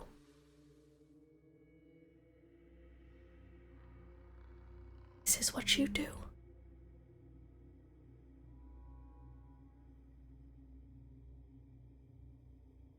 One more word out of your mouth before you get silence. For the next couple of months.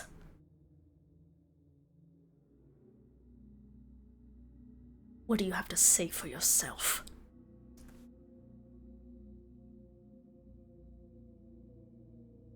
God, I really do think. God, yeah, I think with this very specific madness effect and who it's latched onto, I think it really is just like sort of resignation, and Gideon just sort of says, I deserve this. No, you don't. Let me out. The feeble mind starts to approach you. God in your mind. God in front of you. Deafening. Both of them. You can't just be you.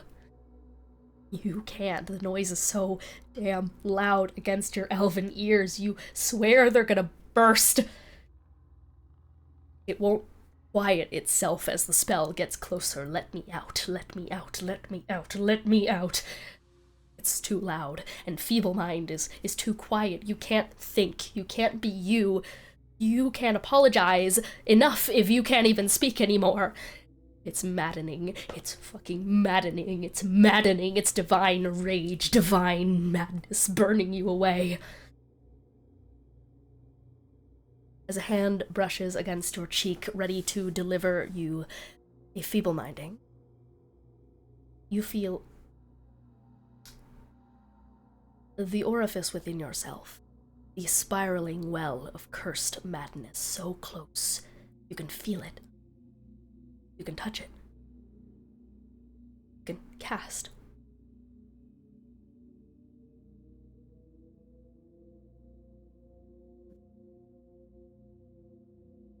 You feel an abjuration spring to your palm, wreathed in a mantle of deep, churning something.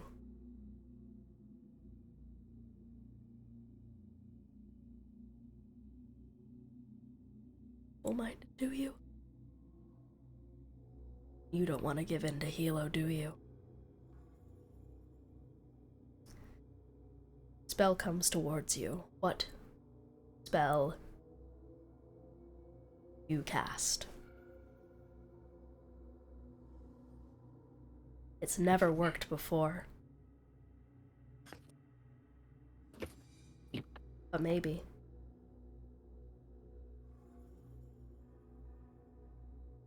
Yeah, and this, I just want to clarify, this isn't planar prison, right? This is not planar prison. It's never worked on Xibalba before.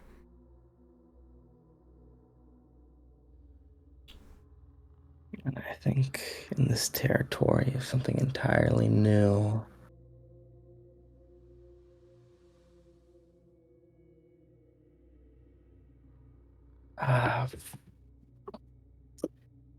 Yeah, I think at this point, yeah, I think I'm just gonna throw out a term, I'm just gonna throw out a word and see what happens. I think I'm just gonna throw out a spell name and just see what you have to say. I think he casts Gideon Godbrand's Planar Paradox.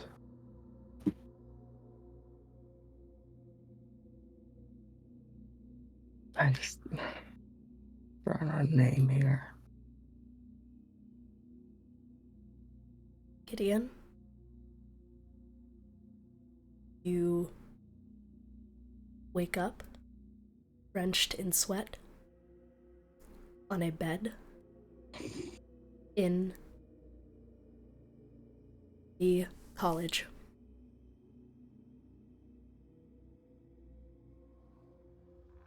Your hand just kind of, you're braced forward a little bit against the bed, draped in that same position you were against the wall as a child.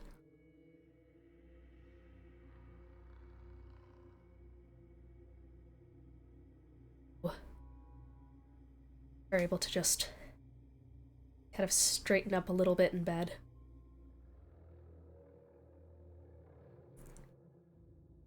And something hits you. A realization.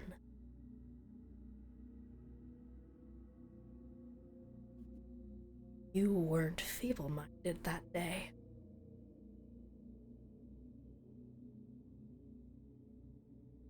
You were able to stop the psionics. You countered the uncounterable. Somehow.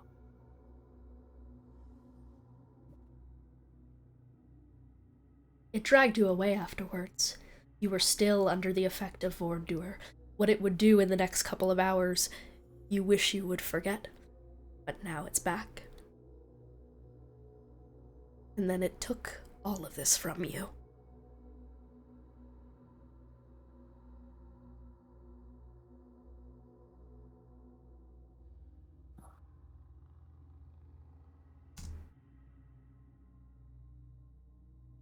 I think Ian's just sitting there contemplating. And maybe it's from this revelation of the memory or some other deep pull at the back of his mind, but I think his hand sort of spasms as he goes to cast Find Familiar.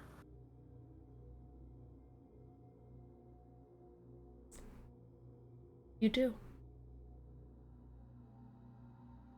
What does your familiar look like? I think Gideon is expecting his usual, the raven, but what comes out perturbs him quite a bit as it's a cat with grayish fur and yellow eyes that looks uncannily like a certain party member of his. You're expecting that raven that you've been with for so long, but instead you get that small cat who looks up at you with large eyes, kind of widened in gold, and tilts its head at you.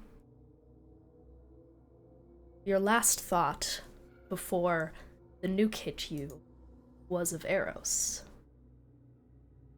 and how similar felt to him. how similar of a cloth you were both cut from. Cat sits on your lap, tilts its head at you, waits for you to make the next move towards it. I think Gideon just sort of looks at it and says, "You're not what I wanted. Or are you?" Gideon just stares at it, I think, as wondering if this is maybe... I think he just stares at it, and I think he has a... I think he reaches down to pick it up. You are used to holding a bird. So you're normally used to holding your hand out or holding it, cupping it, and stroking it on the back. You've not held a cat before, so it's very delicate, like handling a spell book.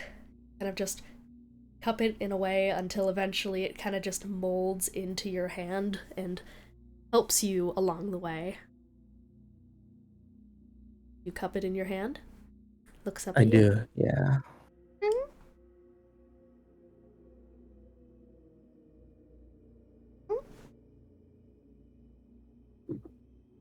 I think he just looks at it, and I don't know, I just think in this moment, Xibalba's dead and currently reforming. Hilo, at the moment at least, is quiet.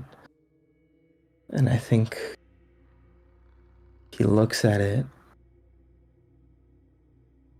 says, "I had a bit of a revelation recently about myself, about what I'm capable of. And do you know what I think? I think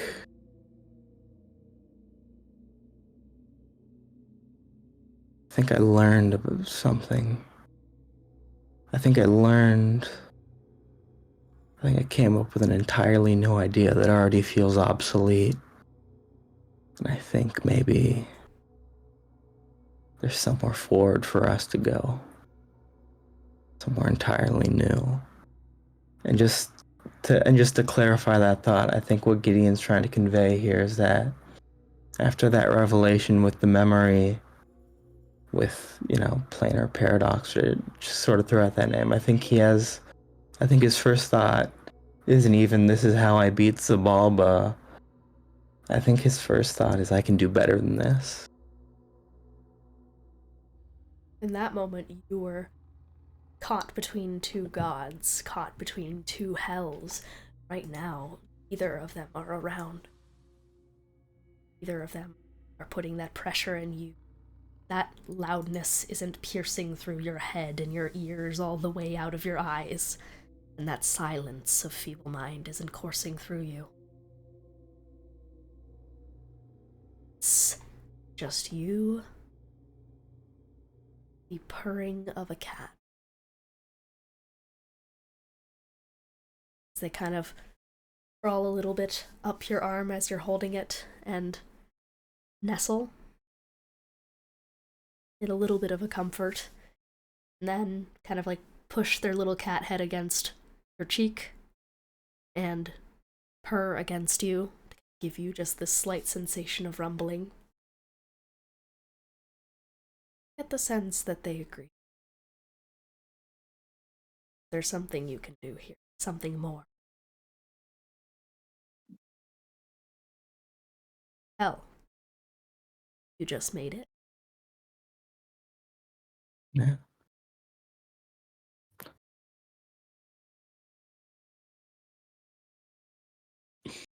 So, with that in mind, what is Gideon going to do?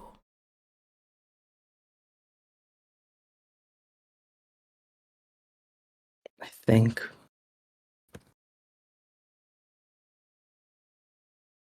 at this point, Gideon's gonna do what any good wizard does. gonna learn and try to craft something new. And he's not entirely sure what, and despite the weight of the world coming down on him and everything collapsing around him with the weight of everything, I think this is maybe the first time in a long while he's maybe felt excited about something.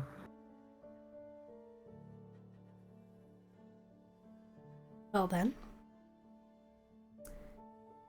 with the cat slinking up onto your shoulder and taking a seat, you stand up. There's work to do. You need to be ready for when they come back. To be ready. You get like this amazing things happen. And will. Knowing that they'll be back soon. That you have time to think. I believe we are going to end this session off here with hand running down the back of the cat as you stand up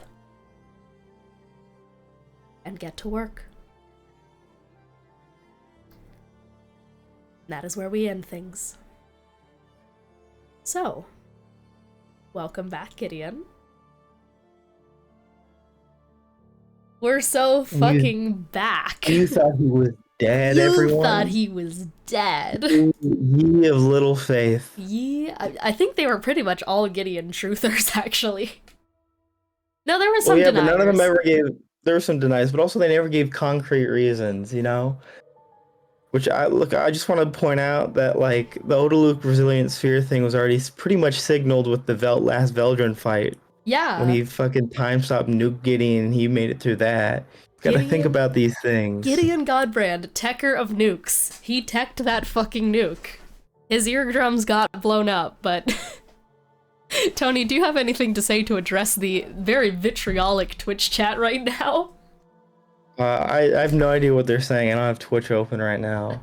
Allow me to read out some of these messages to you. In response to you saying none of you guys were like true believers and didn't have reasons, Kiki says, I did, I have little faith. And then Inez says, I didn't. And then Kiki says, that bitch was dead. He got blown up. His ass got exploded. Canonically very good at dealing with getting exploded. That's like, I'm an abjuration wizard. That's my whole deal. All I do is get exploded and I'm like, I'm fine. Fuck you. He says, this guy can't carry a cat. Did you expect him to survive? And then Ethan says, you were the strongest Gideon denier I know, Tony. Beautiful. Yeah, because I don't need to have faith in Gideon because I got that cold analytical knowledge that he survived. He's got the fucking brain cell. He knows everything. I don't use... Gideon's a wizard. I don't use fucking wisdom. I use intelligence, you fools. Kiki says Gideon Godbrand's cat cradle. Learn how to hold a cat. He's holding the cat. The cat is on his shoulder. Hold it by like the waist, hold it like a glass of water. Hold it like let's take a seat and fit together. Hold it like this. Oh god.